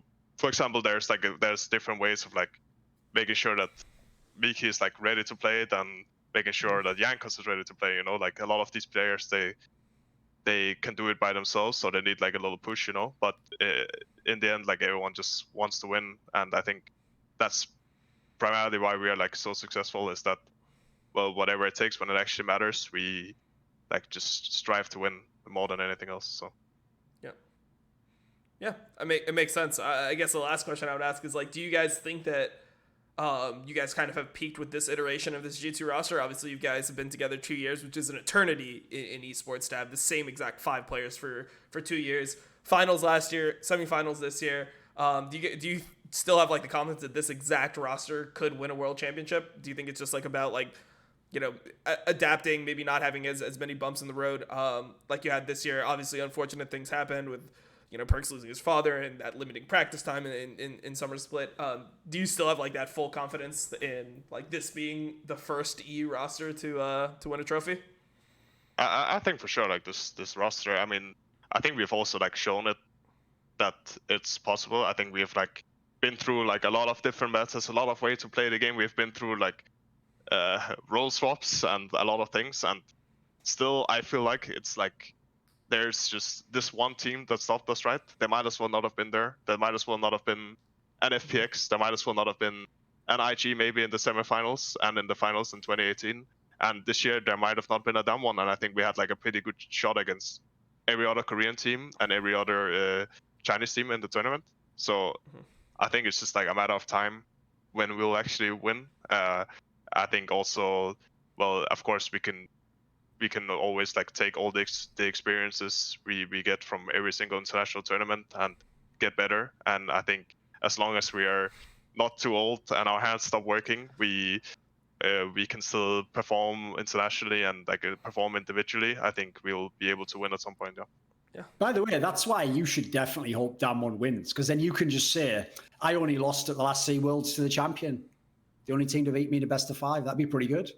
It's true, yeah. But I mean, we did lose in group stage, honestly. Sure. We did lose to Suning. I think in a BO5 we would have more of an edge compared to the group stage, but it's all hindsight. And of course, the finals could just be like they're playing in front of a crowd, right? And they're both like they're all like very young teams. Quite inexperienced, yeah. They could just be joking, and they might be true. Suning might not be able to end the games, or the games would just be over in like 5 minutes because someone makes like a really big fuck up because he's literally just shaking, playing Worlds Finals in front of like I think only maybe like 6,000 people, but still playing Worlds Finals against like a lot of people, stadium, right? Still, like it's yeah, still in a year like this where there's not been a lot of stage games, maybe more in the Eastern teams, but not like a lot of people attending. Like pretty much, I think 0.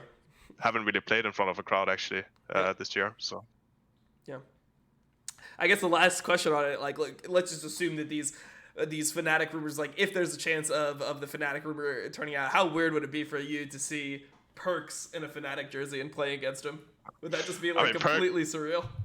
I mean, perkz on another team would be really surreal, yeah. But I do think that like perkz AD carry, perkz mid lane, like he still has it all right, so he can play both. But perkz on another team, it would definitely be like really weird to play against. Just like thinking about it would be weird. And even like Caps playing on a different team, and like I think just all of my teammates, honestly, because I mean, me as a player, I've played in 2 teams in LCS or LEC now, and like a lot of the players I played with in like from 2016 to 2017, they're not like as prevalent. Like there's like Copper, right? Mikeyeung, right? There's Copper, and then there's Mikeyeung on my team, right? So Copper is basically like the only player that I play against, and he was even in NA, right? So it's like kind of died down a bit. So playing against ex teammates is just would generally just be a weird feeling for me. Yeah, you got to play against Cold a couple times, right? When he was with Unicorns of Love, 2019. Origin as well. Yeah, Origin as well. Origin. In the finals, that was a fun experience. So. Here's the thing, by the way, Dom, because I've got a video that's basically going to address some of these topics. So I'm kind of letting you guys go on this one. But one thing that people wouldn't factor in, right, is like I'll tell you straight up, I really hope perkz doesn't join TSM. Like I would even tell him, listen, mate, that's not even about TSM. Like, just look at the clusterfuck that org has been like. It is the talent suppressing. I think I would die. I think I'd have a stroke. Put that to one side. You might think naively, if you're an idiot fan, like I would hate it if perkz goes and joins Fnatic. Then you've missed completely the way I think about perkz. If he actually went and joined Fnatic and won, that's the most gangster storyline of ever. Because that was like, listen, I was gangster before when I made the Caps guy leave the team and come and join mine, and we became #1. The way I make it truly that I own them is I go to his old team. Now I put them on top. What was all that GOAT conversation? Because you know everyone. I saw the same with you, Dom. I personally still think perkz is the GOAT. Like, just look at the man's body of work. Like Caps might be, he's on track to do it, but he's not there for me yet. He's still behind. It's really so. Close, The key thing is, oh yeah, for sure, it's a 1A 1B scenario. Yeah. So the key thing for me is this: the downside if you play AD carry, if you're perkz is, odds are Caps is going to be a better mid than you're going to be AD. Therefore, all the championships you stack just kind of count to him a little bit more. So if you go elsewhere and you just take them all just for yourself, that is like God tier. Like that will just make that whole discussion real spicy. Yep. So for the movie line storyline, I think it would be cool in a way. Oh I mean, yeah, I think for sure, like European mid laners, as much as that's been like a thing, you know, I think they're like not performing at all. Yes. I think Caps is just like head and shoulders above everyone else. And yeah, I mean, I think if perkz wants to be like a mid laner at some point in time, again, then I think he could like probably like compete with Caps, right? And that was always like the thing that happened.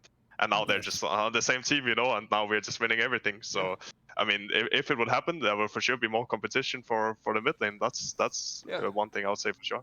So we know a lot of what Caps' advantages over perkz are, like, you know, more mechanical proficiency, like some of the angles he looks for. But perkz in his own right was a great mid laner himself. Like, what from Very your good. perspective would be like the advantages what are things that perkz does actually better than Caps as a mid laner from playing with both? So I think that I mean, I think that just in general, like perkz throughout time was more vocal about how like he got more frustrated when the game was not played how he envisioned it or played around him like he would have liked it. So if he sees like something happen in the game that doesn't really like benefit the team, but he could have done more with, like, for example, like attention. He could have done more with like maybe if his play was the one that was supposed to happen, he would be more vocal about it than Caps would, and he would be more demanding, not necessarily in game, but like in VOD reviews, he would put more attention to like what he felt like was the issue behind like us not progressing as much, or us like being like kind of stuck. Whereas Caps would think about it maybe more himself, and he would try to figure it out, like crack it himself, and not be as vocal about it. So I think that's like the main issue. I think for sure like there's downsides and upsides to both of them when they were mid laners, or when perkz was a mid laner. So yeah, I mean, I think just like Caps has like these crazy things that he does, and has like he has maybe like a more clutch factor. For sure, we made like a lot more clutch plays when he was when he was mid laner, and when perkz was a mid laner, we thought more about like just the game as a whole and how we could approach it, instead of like making these last second decisions that could open it up completely. So I think that's like the main difference between. Yeah. How do you contrast them, Dom? How does it work in your head? Well, I think it's interesting that he thought that that Wunder says that Caps has more of like a clutch factor. I always viewed perkz as like an extremely clutch player. I would say that yeah, perkz is just more like throughout time he's been a more consistent player, and I think he plays like just. He's more into just playing like the role of what he believes a mid laner should be in the game, whereas I feel like Caps just has this mind for trying to like take things to the next level and just go crazy. And I think that even factors into drafts. Like when you look at G2 in spring, when they're winning, you know, perkz is just like, oh, I think a zero's OP, I'm picking a zero every game. But it feels like Caps always wants to have the angle, right? He always wants to, oh shit, like I got the Silas matchup, I got the Kali matchup, which can be great if it ends up working out, but then it can also like harm you in ways if you know those picks aren't necessarily like the best for the game overall. So I would just love to see how they interact, like if they played against each other again. Like I would love to see if you know Caps' individual prowess would be too much to like neutralize perkz, or if perkz would be able to you know, kind of just use his experience and the fact that he's more of like a team leader. He's probably better at calling for resources, like Wunder mentioned, can probably get more attention around him at clutch points, potentially build better synergies with his junglers. If that would be, you know, the factor that would push perkz over the edge. So I just think it would be a fucking great matchup to even get to experience again, because you know that was the saddest part. Go for it. It's also, I mean, it's also hard to say, right? Because I mean, as I said, like I feel like Caps learned a lot from like his, well, basically when he returned to mid lane, he was his, because I agree with you. I should probably like clarify that like the clutch factor was more like the, like he had like the Akali, Silas things, and perkz was like clutch in the way that he just performed, right? Yeah. But I also think that Caps just also like, maybe I'm like by like recency bias, it says like Caps is just like performing like a lot all the time right now, and he also performs on like his well, not niche picks, because he doesn't really like break the meta that much, but he prefers his like things that can actually make more of an impact, make more of an impact on his own. Whereas well, when perkz was playing, the meta might have also been different, but he preferred the ones that could make an impact as a team a bit more than Caps does. So yeah, I mean that was like basically just like the main difference between them. But who knows like what perkz would even be if he played against Caps now, because I think Caps also changed a lot from from back then as well. So yes, I've got a couple of facts on this. One is like, unfortunately, it is really hard to overcome recency bias. Like if you just basically the Gen.G series is burned in all of our brains, and so Caps just feels like how could you ever want any player other than that? Of course, that's the player you'd instantly pick, isn't it? Looks like the best player to ever play. I mean, almost compared to even the Koreans, you know, it was unbelievable. But the one factor people aren't considering is this. I think Wunder nailed it there. It's like, Caps is still an extremely good player because he's just so good. But the difference is, if you want that Caps, you have to give him the tools to do that. So he has to be able to play like Akali. He has to be able to play stuff where he can go and do that. Well, there's times in mid lane where mid lane can just be about playing fucking Orianna and Ader. Like, sometimes that is like what for the team you might require. And for that, perkz can do that. You know he can do that. He's done it his whole career. So to me, like, I think it's very interesting because I agree with you, Dom. Like, it's the stylistic matchup that's fascinating because Caps is like the super high skill peak, unpredictability, playmaking, but then perkz is like the prototypical European mid laner, like super stable, play all the matchups. Just pick the right matchup. Don't have to go for something crazy. Impact the mark. Work with the jungler.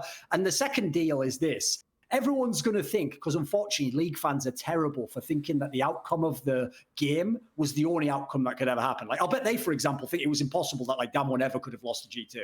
But they don't know that maybe there's 2 days out of 10 where G2 would have won that series because things would have just gone different. Maybe game one goes different, the draft. There's a million factors. Game one could have been a stomp for G2. Exactly. And similarly, I personally don't think if G2 wins the first game that Damwon ever does that fucking draft in game 2. I think that was like a really like flex draft where they're trying to fuck around with you a bit. So everything can be different. So the point is this.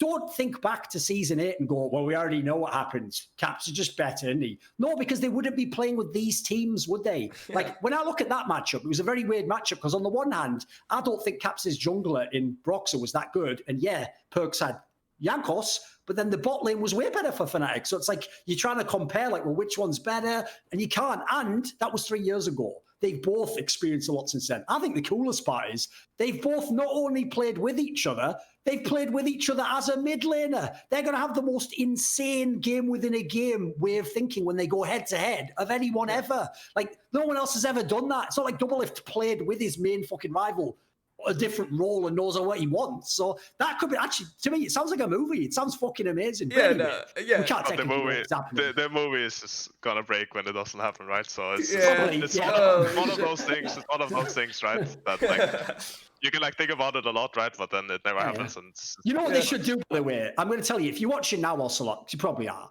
Here's what you do, mate. If somehow you do the miracle, you do the fucking Pat Riley, you take them both in a room and you come out and go, ladies and gentlemen, our new mid and AD carry, the old mid and AD carry. What you do, right, is you set it up as though you were going to let one of them go. So you hold a whole press conference. I'd like to just play a film right now. It's like, first of all, you show like the moments of Caps or whatever, and then you show the moments of perkz. And then you're like, you know, and at the end, you just announce, like, I'm just keeping them both. Fuck Fnatic. You're not getting any of them. Yeah, it's like the NWO, just run out of that shit. That'd be amazing. Yeah. I mean, one thing I was thinking about when you said the Caps game like burned into your memory, for me, the game that I guess the reason why I've like always valued perkz so highly, the game that was burned into my memory was that LeBlanc game versus RNG. That game 5. Game 5. A game 5 in quarterfinals versus the team that should win the whole fucking tournament. Then you go out and do that. Like that for me, like even though Caps has had so many good performances, I mean, you think about every performance he's had, I don't think that he's ever had a performance that like shocked me and like impacted me as much as that performance versus RNG. Like that to me was like, damn, that's GOAT tier to me. So for me personally, that's just how I see things. But I could see people seeing the Silas game, for example, versus Gen.G being that. But you know, it's just like the dramatics of the whole thing. You know, Gen.G wasn't the favorites of the tournament. Group C was considered probably like one of the weakest groups, if not the weakest groups. They were up 1-0 in the series. You know, there's all those different things that go into it. So yeah, I mean, they're both definitely good players. So like they can, even though like Caps maybe prefers like the Silas, the Akalis, he can still definitely like be really top tier on like the Orianas and all these champions. He plays like Syndra is like in the same ballpark, and his Syndra is like really insane as well, right?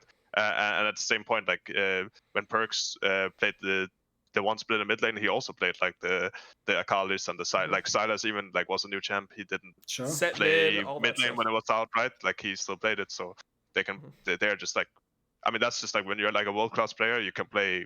You should be expected to play everything and not just be BDD, play RC all games, right? Holy shit. Oh, listen, you're on the right show. You said it on the right show there, but you get it. Because that's the thing. That's probably part of why, to be fair though, Dom, is like, in true wrestling fashion, LS just did all that work as like the PR department of Gen.G, just putting over fucking BDD the whole year. Like, oh, stop disrespecting him. And he even literally, obviously before Worlds, contrasted him directly with Caps and said that Caps would even tell you that BDD is better. It's like, listen, I love LS. Love the way he thinks. I love that he always sticks to his guns, which I think is actually, by the way, really important if you're an analyst. If you really think the way you're seeing the game is not only correct, but ahead of other people, you should stick with that. Like, that's why I've had to tell some of those old school LPL analysts, like, you guys are fucking up when you just see that Reddit downvotes you, so you just change your mind and go, yeah, well, they have to prove a lot and they're not that good now. It's like, no, if you really think they're the best, say they're the best. Because otherwise, when an IG or an FPX comes along and wins, you get no credit for that because you didn't stick to your guns. You just went, like everyone can, with like, oh, the team that won must have been better. Like, anyone could do that, mate. So, like, in my opinion, yeah, people went too far on that shit. Like, I agree. It wasn't like it was the hardest opponent ever, but it's just the nature of how he did it. Like, just to do that against the Korean team is still just insane to me. No one's done shit like that before. Nobody. Not for a series. Yeah, sure. I mean, I just wanted to just because we brought up that, I want to move to the Bjergsen topic in a second here. Right. But because I know there's a lot of stuff where you wanted to probably press me on. I saw your video, the way you see Bjergsen, the way I see Bjergsen completely different. We can get Wunder's takes on that. But I just wanted to ask Wunder about the Gen.G series. In game 1, a lot of people were saying that, like, G2, you know, I mean, you guys obviously had a pick comp. You guys can't win a team fight. Did you think it was fucking doomed when it got to that stage of they're on Soul Point, they have the Terran Callista, like, they're super far ahead. They have the team fighting comp. They're the team with the, I don't know if it was a Azir mid that game. I think it was Azir mid that game because he always plays Azir. But they have the team fighting comp. They're on Soul Point, and you guys have the pick comp. Did you think that it was, like, going to be extremely hard to win that game with how early game went?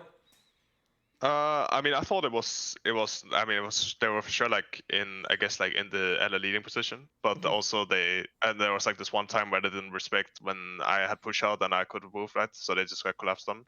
But I think it was like for sure. It was like never lost. I think the Tarek pick was really good by them, and I also think that if they had rounded out the draft with like a Silas instead of an Aster against the TF, which we didn't ban this, then it would have been really, really hard for us to win, I think. Like, they would have been just, like, so strong in, like, every single skirmish and every single fight against our team. But they rounded out with us here, so I always felt like we could kind of win. Because I don't think any of our players, like, value that champ very high in this meta. So we just felt like we maybe kind of locked out on draft because they picked Arcia instead. But they still, like, played well with, like, they basically had, like, the mid push and, like, the winning lanes in the beginning, right? So that's was like kind of in their favor, I guess. Yeah. Did you actually scrim against them, by the way? Gen.G, yeah. Gen.G we scrimmed. We scrimmed against, like, we basically just only scrimmed Eastern teams. So we just cycled through, like, 3 LPL teams, then the 3 LCK teams. I mean, we didn't scrim Suning, I guess. But we scrimmed Suning, I guess, after we played the group, yeah. Because that makes their drafting even weirder, because they did draft kind of scared in the series, it looked. Yeah, we didn't actually play against Asia, I think, that often. I mean, we played against it, like, I think maybe like 1 or 2 games because it's like kind of a BDD champ, so he picks it when he thinks it fits, I guess. But this game, it was just like, yeah, Silas would have been like so much better if I remember correctly. That it's like at that point, if you don't pick Silas, you are kind of griefing, yeah. So yeah, I agree. All right, well, I mean, this is what I think Thorin's been waiting for. He even messaged me. I mean, normally we don't discuss topic lists or anything on this show. You know, like we don't discuss one topic. We just completely like freehand it. I mean, obviously sometimes, you know, we'll check off, hey, if this guest doesn't seem like he'll be talkative, then we'll be like, hey, we should probably bring up these things. But we normally don't talk topics at all. And 6 a.m. today, I got a message from Thorin. He's like, all right, let's talk about the Bjergsen thing on the show. I have a bunch of things to talk about it because I've pretty much just like contextualized him as somebody who I think will be undervalued historically for how good he was in season like 4, season 5. Like I think he was a truly world-class player. When you look at the other mids of that time, you had players like Gung and players like Nagne, Kuro, like those were the best Korean mids. So I think he was like somebody who you could definitely make an argument was top 5 mid in the world during that stage, but never really got the results internationally to prove it. So Thorin, I know you want to like put some of these. Let's set this up first. Let's start. So first of all, if you're watching the VOD, because who gives a fuck about the people who are your fans who watch live it? They're fucking morons. Not just to you. It's not like they follow you because they're morons. By the way, one of my favourite groups of all time, Tool. All their fans, tools. Fucking idiots. Idiots that would like tattoo it on their forehead. So anyway, so if you're watching the VOD, click somewhere like on this side, and then Dom will have his video where he's reacting to Bjergsen retirement, where he put all of it. So I'll initially set that up just to make it fair, right? From what I remember, you described him basically in almost entirely glowing terms because, as you said, you see him as undervalued. Like people hate on TSM, so they hate on him. So you described him as like super hard worker. He's pretty much always good. I think you said he's at the worst, like a top 2 mid every split. If I'm wrong on any of this, just to correct me, obviously. You know, everything's from on point. him behind the scenes, you said he did like everything he could to win. He read books on leadership, like mindset. He would be trying different things. Like during some off seasons, he'd just only play solo queue to try and get his level up. Other times, maybe he was looking at like, right, I need to try and get like good players to come to the team. There's all these different angles that he took, right? So essentially, one of my big problems immediately was you didn't have any cons whatsoever for him. You didn't have a single downside for him. All I'll tell you is this, Dom. He'd have to be the most unlucky player ever to have the circumstances he was in that I'll get to in a minute and get the lack of international success he had. Like, he'd have to just be like so unlucky to say, like, do you not have any cons? Well, so I would say, issues? Well, no, I would say that some of those would even be the cons. Like some of those things that I'm describing would be the cons where he would try to like do it himself, and he was always trying to like increase the value of his own team. Like he was trying to like he would trust in the ability of other players with similar mindsets to perform. So for example, one of the things I put against him a lot is the addition of Mikeyeung to TSM, which was mainly due to Bjergsen and Mikeyeung having a previous relationship. For sure. And him believing like, hey, somebody with this mindset will end up being good because that's what you need to win, instead of looking at all the intangibles that goes into building a player, like, or being a great player from the ground up. Like you have to have clutch factor and all those things. So I think that some of those could be negatives, but when it comes to just his overall body of work, like I feel like he was always the best member of TSM. There's very few periods in time where you could pinpoint, you could be like, snapshot that team, season 8, season 7, season 6, and you'll be like, oh, he's not the best. Somebody else is better than him. He's always been the best part of his team. And in a lot of the games, like people will reference like the Rise games that are elimination games, but in a lot of the games that mattered, he was also the best player, even when they were losing. So I felt like LCS. Yeah, in LCS, even internationally. In internationally, like when we'll get that in a minute. Yeah, sure. So for me, that's like why I think that he's going to be undervalued. And of course, when people are just stating all the negatives, I'm not going to go into and be like, get that, okay. Yeah, like of course, if you don't like, he never made a semifinals of Worlds. His peak was quarterfinals, but I think he could have went a lot further given different circumstances. So I really hate valuing players based off their international achievements only, because like.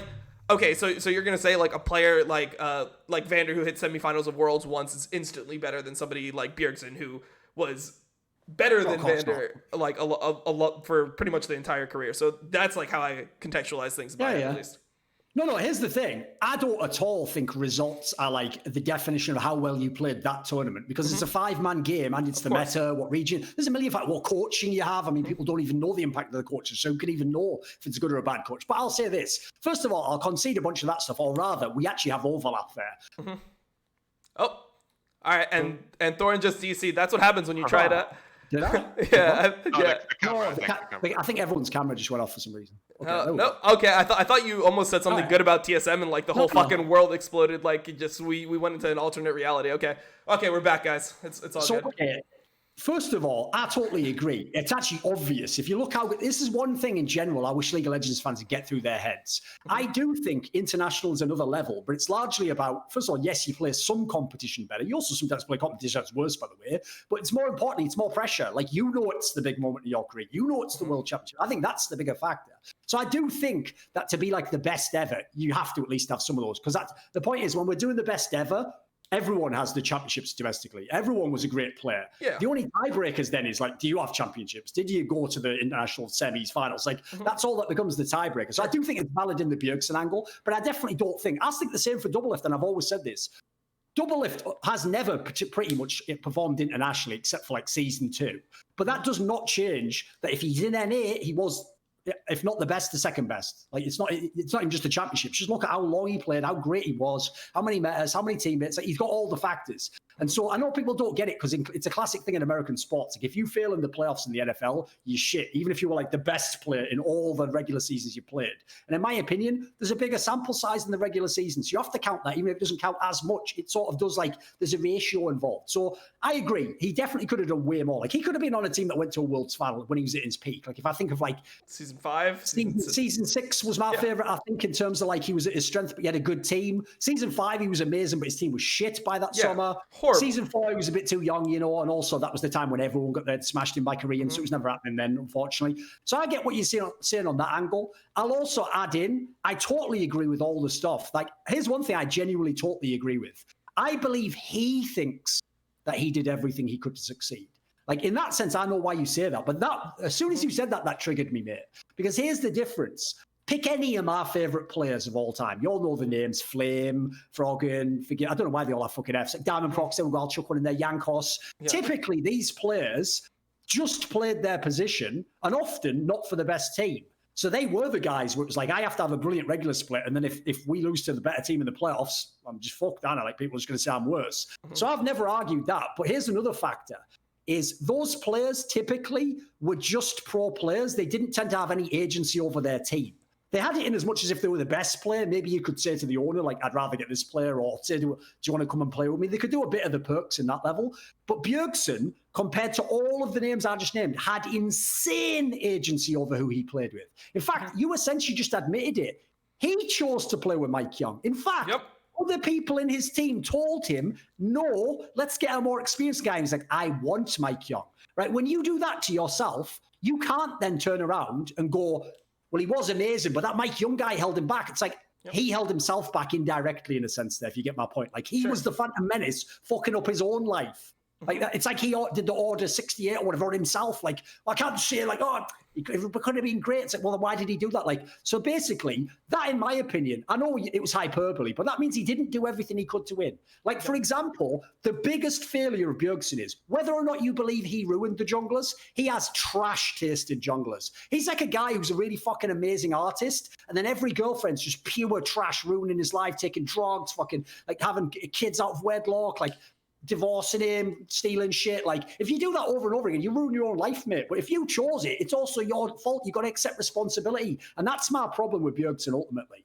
is I don't know, because I don't know him as a person that well, if he actually does accept that responsibility. Because I don't know if he makes those excuses, but most of the excuses that you can make for him were in some way self-inflicted. He chose Doublelift to come back and not stick with Cobby and just learn who Cobby is as a player. Sure. He literally, the only good junglers he ever had were amazing, which as far as I know he didn't pick. That was when he was just in the team. And they had Sven Skeren, who was his boy from Europe. That's it. Everyone else was fucking Garbo, or was like, if I'm Bjergsen, I do what perkz do. I go to Europe and I tell someone like Jankos or Cold or something, I tell them seasons ago, come play with me in the off season. Us together, we fuck them up. And in that scenario, I think he had insane agency over his career. So he put himself in those bad scenarios. Like, would you not concede that? I would concede that partially. I guess the part that I wouldn't agree with is the fact that like he's necessarily like, I think that he can choose the junglers for sure, but I don't know if he's actually the one that's shaping them into having their poor performances, because I feel like just the way the TSM, no one can know that one. Yeah, of course. Well, no one can know that, but from the accounts that I've gotten, like we've talked to Sven Skeren, we've talked to Katie in here on the show, we've talked to Thorin, we've actually talked to pretty much all of the junglers that he's played for besides for Mikeyeung, because you know he's nowhere to be found these days. But the thing about the way the TSM functions, I just feel like isn't conducive for a jungler to ever succeed, at least with how they were in previous seasons, because of the way that the coaching staff would micromanage everything. Like, here, we can incorporate Wunder. Imagine if every single time you took a top lane trade, there was somebody that looked at it and was like, oh, well, like, do you think that it was good to trade here? Because, you know, like, it didn't end up being the good trade. Like, you ended up losing this trade, and because you ended up losing this trade, then he was able to, like, stack the wave where it's like, yes, sometimes you just fuck up. Where TSM would unironically look at jungle path as the first thing in every single review, where you'd be like, okay, so like, let's see the pathing. Oh, you started topside. Do you think the topside was the correct place to start? And it's like, come on, man, like, let's play the fucking game at some point, right? Like, obviously, there's gonna be times within the game where you have to make decisions that might be a little bit suboptimal because you're trying to play off what you think would work in the game, and it felt like there was no room for that. And jungle is like a role that has some level of expression, some level of being able to, you know, be creative on the map. I think that is what hampered all those junglers. So I actually think the taste in junglers was fine. Like Sven Skeren, I think that's a plus. I mean, I was somebody who before this year, I mean, obviously I didn't watch much Academy, so I'm not the best. Of course. But like, let's say like Dardoch, I think that's like a jungler that I've always been like, oh, that guy's a good jungler. Santorin, when I competed against him, I thought he was a good jungler. So there's a lot of like points where I'll be like, oh, well, I mean, he's picking the players, but how they're being utilized is incorrect. And I don't know if I put that blame solely on him for their, you know, incompetence. Right. Since you brought Wunder in, what do you think of that angle of like if the jungler was set up in that way? Like, do you have any thoughts about that? I mean, like the whole like review point. I think if that ever happened, I would for sure not be a fan of it. I would probably like be more leaning towards if like the the jungle pathing is an issue or whatever. However, someone plays, it could be brought up in like a one-on-one, or you could like look at it more extensively. You could like maybe like draw some. You could maybe like come up with like some perspective about like how someone else would like play that, or like clear jungle, you know, how someone else would like path towards some certain area of the map and like find watts of it or something. Yeah, I mean, I think Bjergsen as a player, he just doesn't.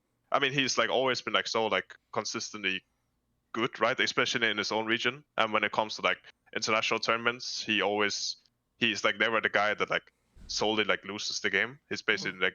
He's like not the guy that loses the game for his team, but he's not the guy that, well, he doesn't have like these standout performances, like for example, dominates at like the perkz the blank, you know, or the Caps ADC. So there's like the upsides and downsides, and you can't expect everyone to be a player like that like has like this insane 1v9, you know. So for what it's worth, I think he's really really good, right? And he's always been good, and I even like. Well, they were like the first full Danish team, you know, in the like LCS back then, and Copenhagen Wolves. Like when they joined. So I was like looking a lot at him, you know, and I thought he was really good at the game, right? He kind of like made that team like turn around, you know. So I've always looked at him, and I think he's like yeah, just generally like very good at the game. But for this Worlds, especially when I played against them, Yeah.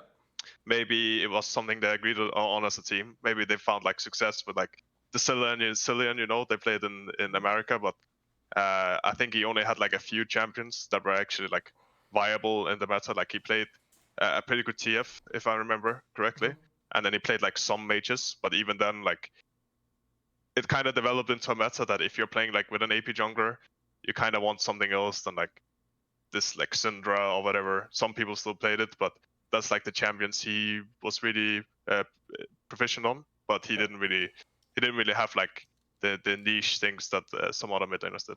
Okay, Yeah, sure. so you both brought up a couple of points I want to springboard off. So what's perfect there, Dom, is that the way you set that up, that it wasn't his fault. I'd agree. That's why I said indirectly. I don't actually claim I know that he fucks the junglers, but I'll say a couple of things. One, it doesn't matter to me that people on talk shows say stuff. Like, listen, a lot of the time you can get some real gold, some real nice insights. There's a lot of areas where people can just talk. Unfortunately, I'll tell you right now, part of the pressure cooker of TSM, they say it when they're on the team, they just don't go and follow the thought through, is if you criticize TSM the org or Bjergsen, who essentially is TSM the org at this point in time, those fans will hate you for the rest of your career.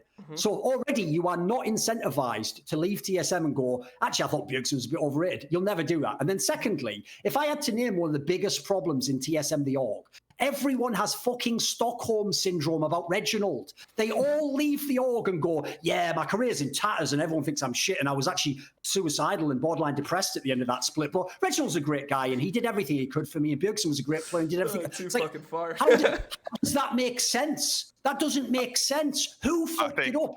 I think the coaches, like, they must for sure be feeling like some kind of way. Like if I was on a team where the owner would go in and have as much influence as Reginald did, Yes, exactly. it like, and if I was the coach for that team, not I can't really put myself in like the coaching shoes, but I would. There's like no way you come back, right? There's like no way a coach and they don't ever comes back and gets respect. Yeah, for example, they just get kicked, right? Yeah, but, like, they just get kicked every time.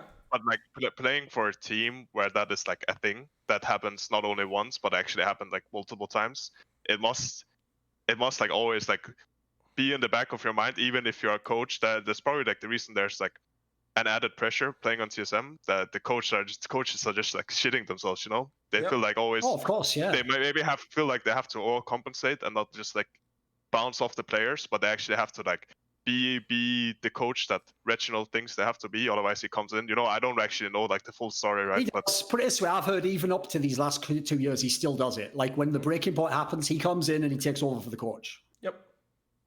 Yeah, I mean, like, and that kind of thing is probably not like the healthiest approach to being successful. I think there's like a lot of better ways to do that probably. So maybe Bjergsen actually being the coach would maybe like help. I think that could actually be a thing.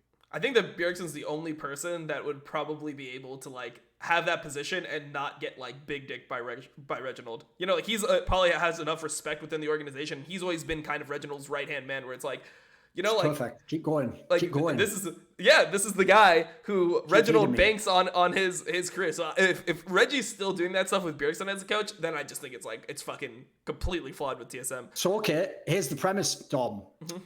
I agree with you. Reginald clearly picked Bjergsen to be the avatar of Reginald. He molded him to be like Reginald, and then he trusted him. He always kept him in the team. That was obviously the play you'd consult first about bringing people in, change stuff. So here's the point, right? Again, you've set me up, mate. None of my favorite players ever had that relationship with their owner. They never were a mainstay. They never were like, I am in the team and I'm always going to be the right. No, they were just players. And if they were in good form, maybe they had a little bit of influence, but otherwise they didn't. So again, how is it not Bjergsen's fault that he allows Reginald to keep doing this, that he allows him to keep hiring these coaches and I definitely think literally cocking them every fucking time? Like, that's my point. Like, in this scenario, he could have done more in that regard, you know? Like, he has Stockholm syndrome. He would tell you the same thing, Dom. Sure. He wouldn't agree with all the things we're saying here publicly, by the way. I think even privately. He would tell you, no, Reggie was trying his hardest and he was doing it and we just got unlucky and, like, things didn't go. And it's like, if he'd have been really honest with his owner, like, I would have done it this way. I would say to Reginald, I want to stay in TSM, but I'm never going to go through that again, where we bring in a coach, you fire him after a split, or you take over for him, and then we fail at Worlds. So here's the deal. I'll stay, but we got to get, like, this coach. Or if we get this coach, you can't touch him for a year.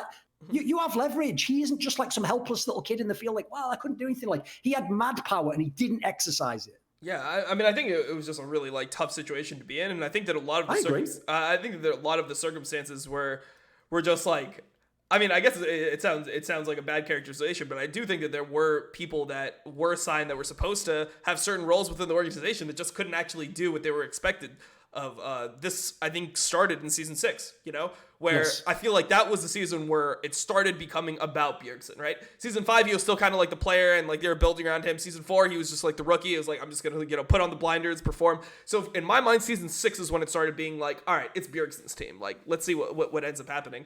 And the people that ended up being scouted, like, Yellow Star, for example, I think that was one of the worst moves that TSM ever did. He had this reputation from Fnatic as this guy was the shot caller. He was the brains behind the team. And if you just put a bunch of like mechanical players around him that are good at their roles, like he's the one that's going to be the like high type shot caller where he's going to say everything that needs to be done without the game. And it never ended up living up to expectations. And just the laning from Yellow Star was so abysmally bad that they had to fire him after one split.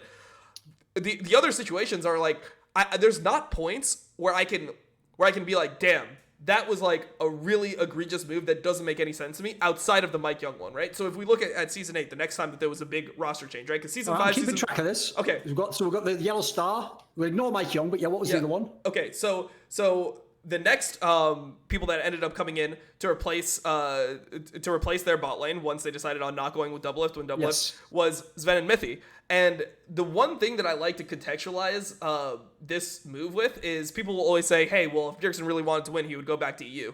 It was not like that until like season 8, season 9, season 10. You're totally right on that, by the way. Yes. Where EU and NA were both under the Asian teams like significantly. Like if a team ended up, so for example, H2K made semifinals, but no one really gave them credit for that. Season 5, EU did pretty well, but then like when they started doing worse in season 6, and then season 7 happened where no teams made semis out of both the regions. It never felt like, must. Yeah, I'm with you on that. Yeah, you must go to EU in order to win. So I think that angle, number one, I just wanted to throw that out because I feel like that's just something that is normally argued. So season 8 is the Sven and Mithy era, where to me, if you're in Bjergsen's shoes and you're like, okay, so I think my top laner is solid, right?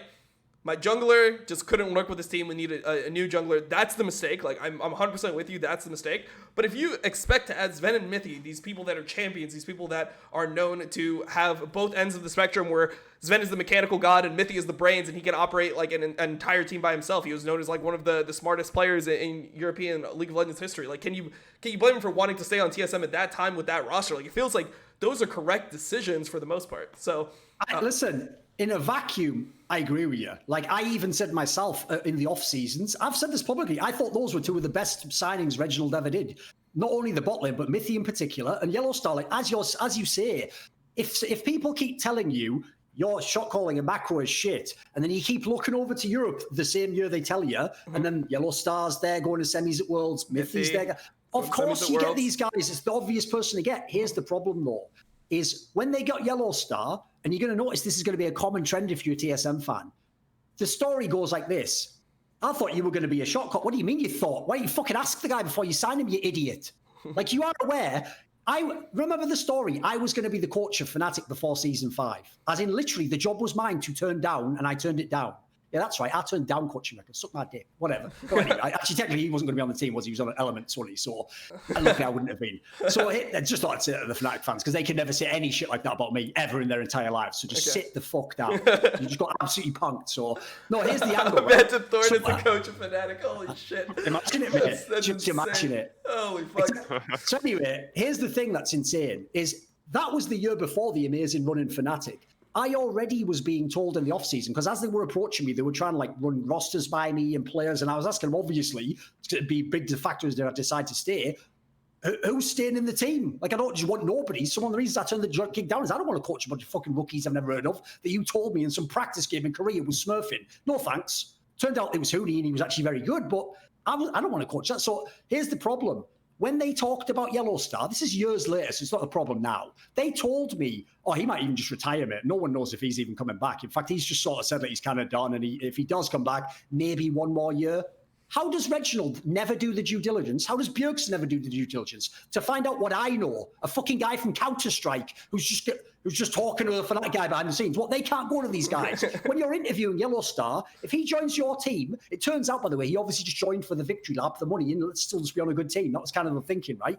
I'm going to check that in the interview. I'm going to go deep on you. I'm going to find out what you think. I'm going to tell him, you are aware we've had massive macro problems in this team. And if you come in, I'm basically hiring you to turn that around. Like, Bjergsen ain't going to be the shot caller anymore. You're going to do a lot of it. You're going to set us up. You're going to lead us. And if he tells you then, listen, maybe they did and maybe he lied, but I can't know that. If he tells you then, well, I don't want to do that. I just want to come and be a support. You don't sign him because you aren't getting Yellow Star anymore. Yellow Star was never a monster laner.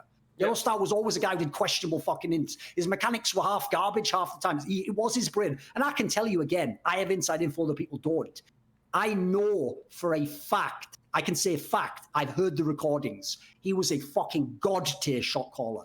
That's why it doesn't surprise me he comes back now as like a corpse and is like carrying fucking LFL teams or whatever to like the championship. Like, corpse. Yeah, he's still playing now, yeah. If your brain is that good, as long as the other guys aren't super mechanically heady, you can still beat them. That's kind of what we were saying before. These guys have the brain and the fucking mechanics. That's why they're the best in G2. So anyway, the other angle on that one is, same story with Mithy, right? The story on Mithy, everyone says it, who was in those teams, is he spent half his fucking time trying to teach Mikeyeung how you jungle.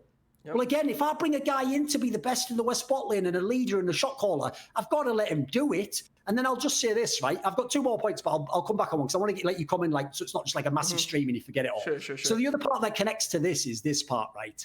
Is when you bring in these players, again, remember what I said about how unlucky he is, Dom?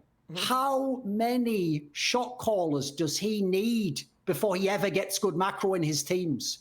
So he had double lift. TSM fans told you he was a shot caller. I told you he's fucking double lift. You ever heard him talk? He's the kind of guy who'd probably say the wrong pizza on an order and then get it. Go, I didn't want fucking corn. Like, he's not a smart guy. He's good at left clicking. Okay. Whatever. Listen, he would fucking into pizza. That's what double lift is. Look at his life decisions he's making. You know, QED, enough said. So here's the problem. No, obviously not that one. I'm not talking about other aspects, you know, like what he's chosen to do with teams and how he practices and stuff. So here's the problem. He had Yellow Star. He had Mithy. These people are proven god tier shot callers. It's not hype. Everyone who plays with Mithy tells you he pretty much is your coach who teaches you how to play League of Legends while playing support at the same time. That's why when people used to tell me Mithy ints a lot, it's like, yeah, no wonder. He's playing StarCraft, not fucking Street Fighter. He's trying to control his army. So when you're moving one army to attack here, the base gets attacked and you can't be in 2 places at once. So how unlucky is this guy, Dom? He gets a whole bunch of junglers you think are legit. He gets 2 of the greatest shot calling supports, and his teams never, ever during the time he was on them, ever had good late game macro, ever. They just won lane and smashed normal 5v5 team fights. That's it. How unlucky is this guy? Why is he the fucking talent suppression machine? Why is his superpower the Haitian from fucking, what is that show called? Heroes, who his superpower was, he took your superpower away when you're too close to him. Why was Bjergsen that guy? Whatever. What do you think of that angle?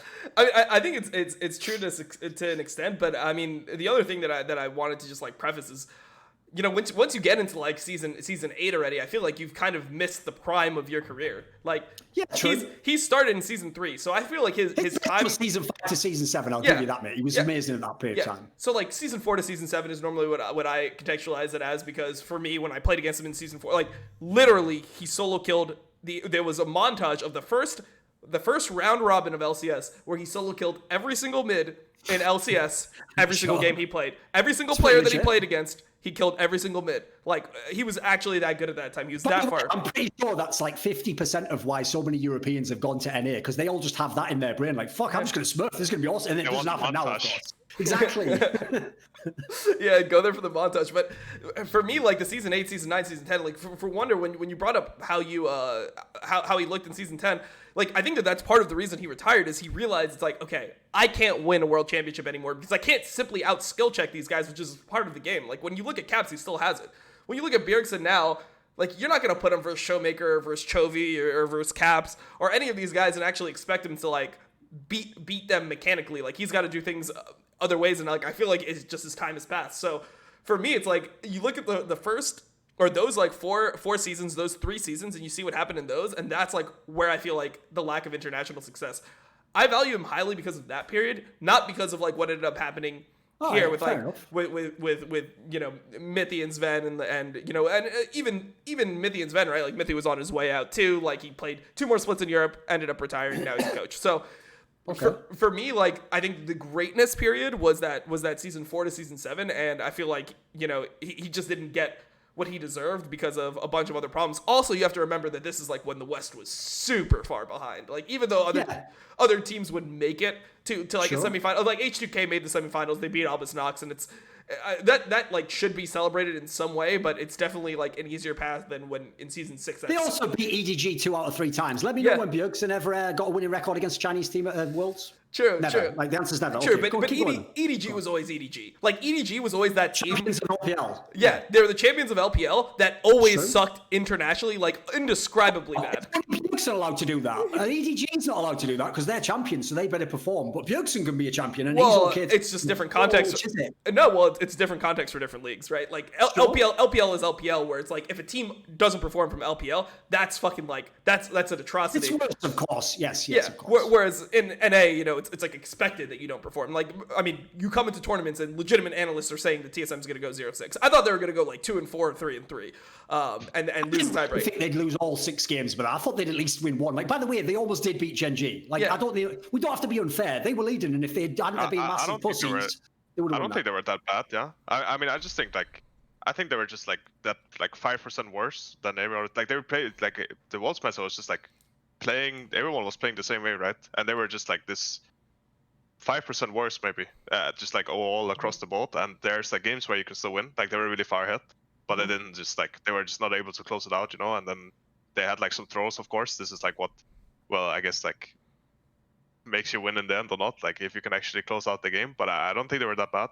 I also think like just like going back to like the Mithy and Yellow Star, I think like just in general, it has to be. I don't think it's like mainly Bjergsen's fault either. I just think if back then you couldn't actually have like a full European team as you can maybe right now. I think the mindset of the American players that they have, without knowing too much, right? I think it's just very hard. It's not like the same as in Europe. It's like probably harder to help them. They might be like way more helpless than European players, where European players can just take it, you know. They can take, if, for example, if Mitty said, why the fuck are you doing this? I'm looking at this guy from China and he can do this and he can make these plays happen, and we can't do shit. We can't play around bot lane. We can't do anything, you know. We don't make anything happen in the game. And that's probably not the way that you could like approach the American players they had on the team at that point in time. Whereas in Europe, you could say this and you would kind of like put your ego aside. Maybe you would like not even put your ego aside and you would like discuss it really heavily, and then you would reach like a point where you're both like you both like realize something about, well, what discussion you just had, and you work on it, right? And I think that was probably what was lacking in TSM back then, when they had like, I think it was like Mikeyeung when Mitty played, right? This is exactly what Mikeyeung even said in a recent vlog that he did that I watched on Reddit, where he talked about this time. He said that the community criticism and the fact that he underperformed in spring, like, actually affected him so much. Like, he was so depressed, he just didn't touch the game for a month, and he pretty much just gave his spot to like Greg. Like, he didn't even like, he was supposed to challenge for the spot, and he was just like, man, I don't even want the spot with like what comes with. I can't fuck with that. Yeah. I don't fuck with it either, but I'm just saying. Nobody ever put a gun to Mikeyeung's head and say, you must, if you play as pro, play in TSM. You know going in. This is season 7 you're joining Mikeyeung. Season Were 8. you not watching?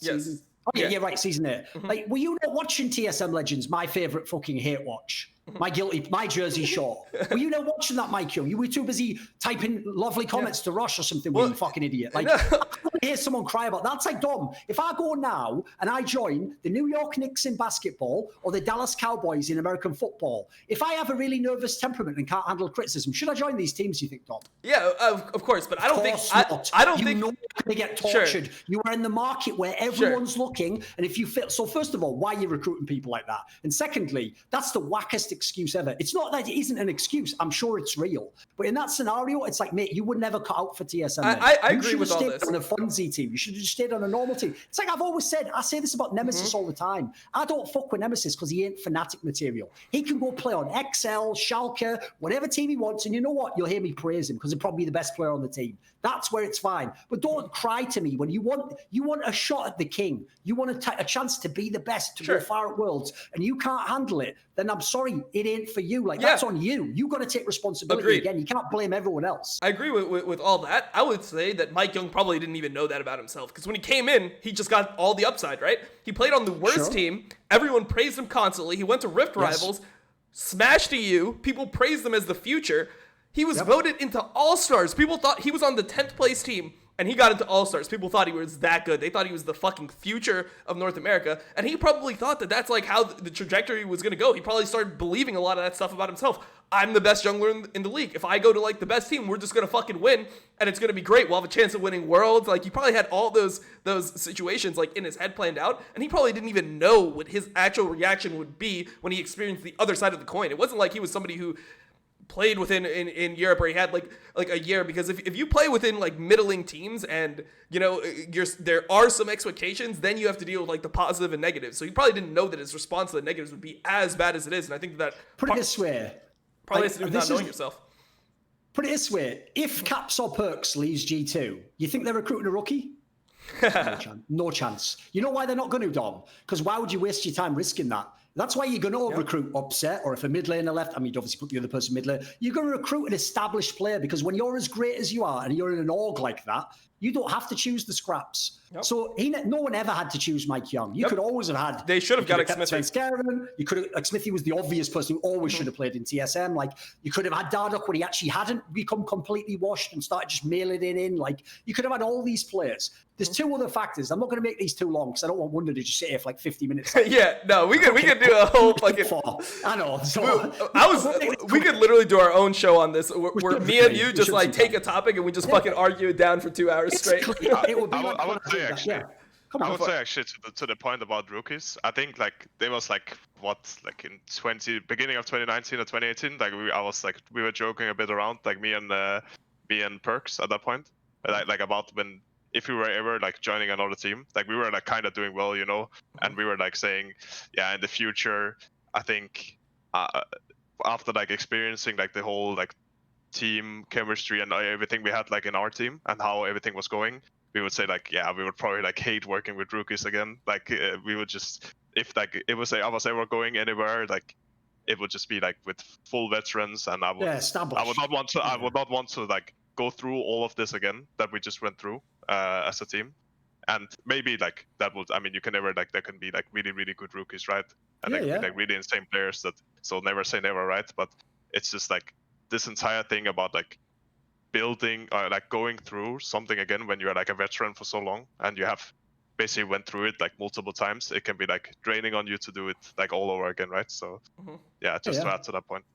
So here's one of my main points here, Dom, is what I don't get is this. If we just want to celebrate Bjergsen's greatness in LCS, I'm with you, mate. Most of the time, I would say he was one of the absolute best. I actually respect his career a lot. I even think, you'll see if you go and watch that GOAT video I did where I ranked the best Western players, I put him pretty fucking high up, mate, for someone who never played in EU except 1 year. Like, I didn't say, let's just LCS, jokes on you, that championship's just a toy championship. I was like, listen, they're not worth as much, but they're still worth, say, like, I don't know, 3/4 or half of the LEC championship, especially because most years, to play to your point earlier about how close the West was, listen, the best EU team was obviously better than NA, but like the 5th best EU team wouldn't have fucking smashed TSM and Cloud9. God, would they fuck? Like, you actually saw this, like, Wunder's team didn't smash TSM. Like, what are you talking about, guys? Like, they lost. To be reasonable. Yeah, exactly. So I never went that far. But my problem is smurfing, actually. Yeah, he was. He was in GOAT tier, man. There's a reason. This is where I'm going. Where are all the pop-offs internationally? Because if you're going to defend him at Worlds, he's got to be 1v9ing. And the problem I have is this. I think at Season 4, he did some stuff. Season 5, I don't think he had the team for. And also, it was incredibly hard. But he did do stuff. But like, in those games, like, if you go back and watch, for example, I think it's Game 1 of TSM versus KT. He dicked down Nagne. 50 CS lead, LeBlanc versus Azir, and a solo kill. Like, man, you're not getting much better than that. So, like, he had those performances, but it's just like, if your team goes 1-5 and you pop off in like 3 of the games, no one's going to be like, hey, you know, you get fucking points for that one. People will just forget it. But here's my problem. I'm with you. If we go Season 4, Season 5 maybe, in the context of it just individually, not the team, I'm with you on those. And then Season 6, I'll give him that game where he did well against Crown in Samsung, right? He had a game that was pretty good then. Season 7, Season 10, and part of Season 6. It wasn't popping off, mate. He was literally everything you would despise in a mid laner, because everything that's my favorite. Just pick a mage, play safe. You don't look the worst when you lose the game. You got decent CS. Never got the team fight I wanted. People couldn't peel for me. Well, not my fault. Blame this guy. Like, mate, season 7 and season 10, what the fuck did he do at Worlds in those years? Yep. Like, can you defend this year's Worlds, though? Oh, hell no. But I mean, that's why I think he was retiring. You know, for me, it's just like, yeah, he can't compete with the other guys, and like the things that he used to work in NA just didn't work internationally anymore. People understood how to punish like his niche picks. Like, he wasn't picking Zillion because he just wanted to dominate these other mid laners in lane. He wasn't better. That's all he had left, didn't it? Yeah, he wasn't better than players like Jensen, Power of Evil in terms of pure laning. His advantage was that he knew how to play like team fights better, and he understood like what a champion could do to scale in the game. He knows how to win the game. Yeah, I'd agree. I'd put him in that category, by the way. Even though, listen, individually I'm talking. Obviously, the macro of that team always sucked. Here's my problem, though. This is where it feels like I've been playing Yu-Gi-Oh! My whole life, and y'all have been playing checkers, just to make that a new fucking thing. Because y'all are just playing checkers. I take this and I win. You're just doing the forward move, right? I've got them trap cards for me, and I activate them when I need to. So I've been sitting back, chilling, relaxing with a fucking mojito or whatever, just letting you guys have at it. Like, Bjergsen's obviously better because look at all the championships. I waited. Then Jensen just, he just leaned down, scooped a couple up himself. And you're going to go, he wasn't the best. Was actually the finals MVP, by the way, I believe, in one of those. And definitely carried game 5 against, I think it was CLG? No, C9. There we go. Definitely carried the 5th game. So he got a couple of championships, right? No. All the fans still, yeah, but 2 versus, I think Bjergsen has 6, didn't he? Or maybe he had 5. I think he has 7 now and he had 6 then, maybe. I think he has 6 now. I think he has 6 now. He had 5 or 6. So they always used to say, Dom, and I used to let them do it for years to set this up for the trap card. They would always go, yeah, but who cares? 2 versus 5. And it's like, there's another part to the game, boys, but I'll wait till it gets really bad before I activate this trap card. So I didn't start doing this till last year, right? Are you ready? If it was only EU mid lanes, I'm comparing Expecting, Perkz, and Caps. It's unfair because he plays in Europe. No, there was a guy in his region the whole time. It's called Jensen, right? And he was this guy that everyone said was worse. All the TSM fans said Bjergsen's better. Now, should we talk about Jensen pop-off games internationally? Oh, sorry, we don't have another fucking hour. My bad. We can't talk about beating a Freak of Freaks Korean team in a best of 5. Sure. When the Bjergsen never did it ever. Sandra every game, but yeah, sure. You know that IG team that put Wunder into fucking sleep nice and early with a nice bit of come on, man. And, he was like, I can't wait to wake up in the morning and watch those shy pro views. It's going to be like Christmas morning for me. Well, you know what? Jensen was fucking sitting him down in the shower. I was like, how did he do it? What's this, Bjergsen on steroids? Like, mate, the pop-offs from Jensen are endless. The international career from Jensen buries Bjergsen. Bjergsen, if he woke up and even dreams that his career was like Jensen, he better apologize instantly, because how fucking dare you disrespect that man? So if you want to talk about greatness, which is better, international or domestic? Now, it's not as simple as that. You play more domestic games. Like I said, you have to ratio out. So to me, that's the problem. There's a control group, and he's called Jensen. Most splits, you can go check this. The all-pro list has more TSM players than C9 players when Jensen is in C9 and Bjergsen's in TSM. So that means all the media, the casters, and the other players and coaches are saying Bjergsen has more help. Then they go to Worlds. Jensen never has #1 seed except last year in Team Liquid. He goes to Worlds out of groups every time, I think, except 2 times. He's going to semi-finals. He's beaten like top teams from Asia in best of 5s. Like, listen, I'm not saying Bjergsen never had good games. I'm just saying if you contrast it against Jensen, it ain't looking good. Yep. I mean, I would like to see at the end of his career. I mean, I feel like Thorin's the type of psychopath where he like records a Thorin's thoughts video literally like 4 years ago, and he sets the release date because you can schedule videos. So he recorded one 4 years ago where it's like nothing's happening. He's like, the date right now is October 30th, 2016, and Jensen has never won an LCS championship before. But in the future, I believe that he will be a better mid laner than Bjergsen. And he lists out all the fucking points, and we're going to get that one like dropping tomorrow or something. That's a good angle, like. You got to give me it. That's a pretty good angle. Yeah, maybe I got to start dropping those hidden gems. But yeah, I mean, oh, sorry, if you got a counter, come on. No, I mean, I don't really have like a counter so much as then I would just say that, like, just because of the pure international success, like I would say that there were those Bjergsen pop-off games, but it just didn't result in the same thing because he never had actually like the help on stage when he needed it in those games, because people were always choking out of their fucking minds. Like, at least when Jensen's making semifinals, like Licorice is popping off every single game. Up until Bwipo dumpstered him, Licorice was like the fucking best player in North America. Like that's what he was viewed as. So I don't know. I would say that to this point, I think that at the end of it, Jensen will probably have the accolades and he will be like what some people will view as the better mid laner. But I'd say like right now, I would say that Bjergsen's career, like when Bjergsen was at his peak, just from an individual level, I would say he was better than what Jensen was. Oh, by the way, I don't even hate that. Like, I wouldn't necessarily say Jensen was. I think, in my opinion, Jensen and Bjergsen is like Caps and perkz. It's 1A, 1B. Like, if you choose the other one, cool. Like, we both got the two best players. Who gives a fuck? Like, you know, in that scenario, you really. But my point I was making there is, if you read fucking Reddit, you would think one of them was Michael Jordan and the other one's a fucking bench player or something. Like, it's outrageous, the disparity they try and make on Reddit. So here's the one last point. The one last thing I want to get to is this. Sure. The reason why it might seem like I hate on Bjergsen for the last 3 years, go back before that, go from season 6 backwards, and I always was in his corner. I even wrote an article after season 5 where I said that he basically had to hard carry them the whole time. It was called like something like the burden of TSM's big brother or something. Go look it up online. It was, I think, it'd be on .esports. I've defended this guy. I've even shown people. I sent him messages after season 6 and season 7, private messages like, you are a great player, just keep going. There'll be chances in the future to turn this around. When you turn it around, no one will care anymore. Because I knew from seeing people like perkz turn it around, like Forgiven, if you get the result in the end, it sort of makes up for some of the ones in the past. People remember the high that you had. But here's my problem, is I've heard this story about Bjergsen, which is applicable to season 4 to season 6. And that's when Bjergsen could do it all. He could play like Fizz and fucking Syndra and Orianna and Azir, but then he could go to the Ari, the fucking Zillia. He could go everywhere. And that's why he was considered like the faker of NA. I'm with you on that. At the time he was. Here's my problem. Bjergsen from season 7 to season 10 is everything idiots would mock me for saying Froggen's good at. He's a stable mid laner, except in Bjergsen's case, I actually think it's a downside that he wasn't as selfish as Froggen. Froggen will genuinely say, give me my pick now, it's my pick, I'm going to win the lane, and he'll just do it, right? Not this year, in the past. Bjergsen, I think, either just played safe mages mid in a lot of the games. He had rare ones, like key playoff games, like Game 5s, where he would pick the weird pick. Or he would play the supportive pick. He tried this at Worlds this time as well, and then let someone else lose the game. There's a reason everyone used to make that point between LeBron and Michael. It's a totally legit one. It's that Michael Jordan would take the last shot. He wouldn't go, I'll just pass my entire legacy, essentially, to a guy who is just my 5th best player. And if he misses the shot, that was my championship gone. He'll just take it himself. Bjergsen, I think, by thinking he's being a good teammate. By the way, if he played on G2, that would be a great thing to do, because then Wunder could carry the game, then perkz could carry the game.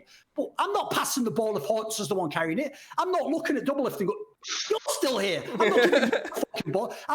Get the fuck out of my way. Clear out. I'm going one-on-one. Like, and you play mid lane, homie. That is the best. That's the best role. Top lanes, come on, give me a fucking preach. Mid lane is the best role to ever play in League of Legends, to constantly have the chance to be the best player, have the most impact on the game.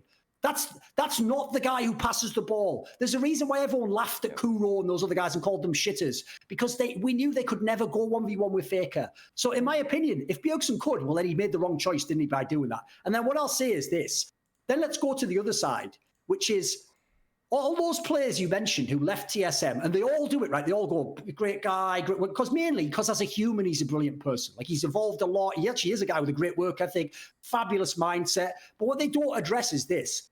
I got one of y'all. You can go watch it. It's on my YouTube channel. Go look up Narrative Wake when Doublelift just left TSM and he goes to Team Liquid. Because since you don't know this, because obviously it's not the case now, fuck him, die slow. Not really, obviously. That's just a fucking thing from rap music that I thought was cool because I'm from Britain. When he went to Team Liquid, on Narrative Wake, I actually, because I know Doublelift's buttons, I set him up to trash talk. I said, listen, mate, if your entire thing is your trash talk, and half of it's a joke anyway, and you do it just because, you know, it's your persona, well, you left TSM now, so what? You're not going to trash talk Bjergsen? Go watch it. He says, you might know this line, he says basically that when he was playing with Bjergsen, I think it was at Worlds, there's a moment, right, where Bjergsen just tells him in comms, oh, by the way, the other guy can roam on every wave. And he's like, all right, every wave, Bjergsen? And Bjergsen's sort of like, yep. And he's just like under the tower, like, got his fucking deck chair, like, 7 out of 10 minions, like, like, what? Dude, you're my mid laner. I'm the AD carry. Like, you know, like, this is like the first 10 minutes. I can't take over the game 1v9. I'm not playing Fizz. I'm playing like fucking Jin or something. What are you talking about? Like in that scenario, that is who he became in those latter years. Like that people take the guy he was in season 4, season 5, and they pretend that's who he was at the end. Like he wasn't. That's why I agree with you. If you want to, the people who were sort of like 1 more year, it's like, no, unless he was going to go to and drop for neck and get a lot of help. 1 more year, like we don't want a last dance in Bjergsen. Yep. The last few were bad enough, mate. So you get my point on that one. Yeah, no, I mean, I would agree with you, and I would say that a lot of that was because of what happened earlier in his career, right? If you are the guy that's like nonstop carrying, and then you're like, shit, I'm not getting any results, you just try different things, and I think at the at the end of it, it just wasn't things that ended up being the right call or the decisions that were gonna get him to the next level. But it is what it is, man. His career is over now. We'll have to see what he does as a coach. I'm happy for us all to just make one compromise and agree. Fuck Reggie, and we'll leave it at that. Hey, I can't say anything. For a couple of years, Jesus Christ. All right. Well, Wunder, I know we kept you in prison for this last 45 minutes or so, but we started with pretty much an interview about like G2 and everything like that. So I hope you enjoyed your time here. This is going to be the end of the Crackdown. This is definitely the longest episode that we've done. Maybe we got to bring Thorin back. You just no guest. Me and Thorin just arguing a topic for fucking 2 hours straight. Big ones, yeah. I think you should invite Reginald to talk it out. Maybe you can find common ground after some hours. Yeah, maybe a couple days. Some fun, I'll tell you that. I mean, if I'm thinking about doing like a 72-hour stream or something, maybe there could be some result there. I mean, we could all see how that works out. But yeah, appreciate you being here. This is a long-awaited episode for a lot of people. So thank you for watching, guys, in chat. And I will be on tomorrow with Thorin, or sorry, not tomorrow, next week with Thorin for another episode of the Crackdown. Thanks for being here, Wunder. Thank you very much.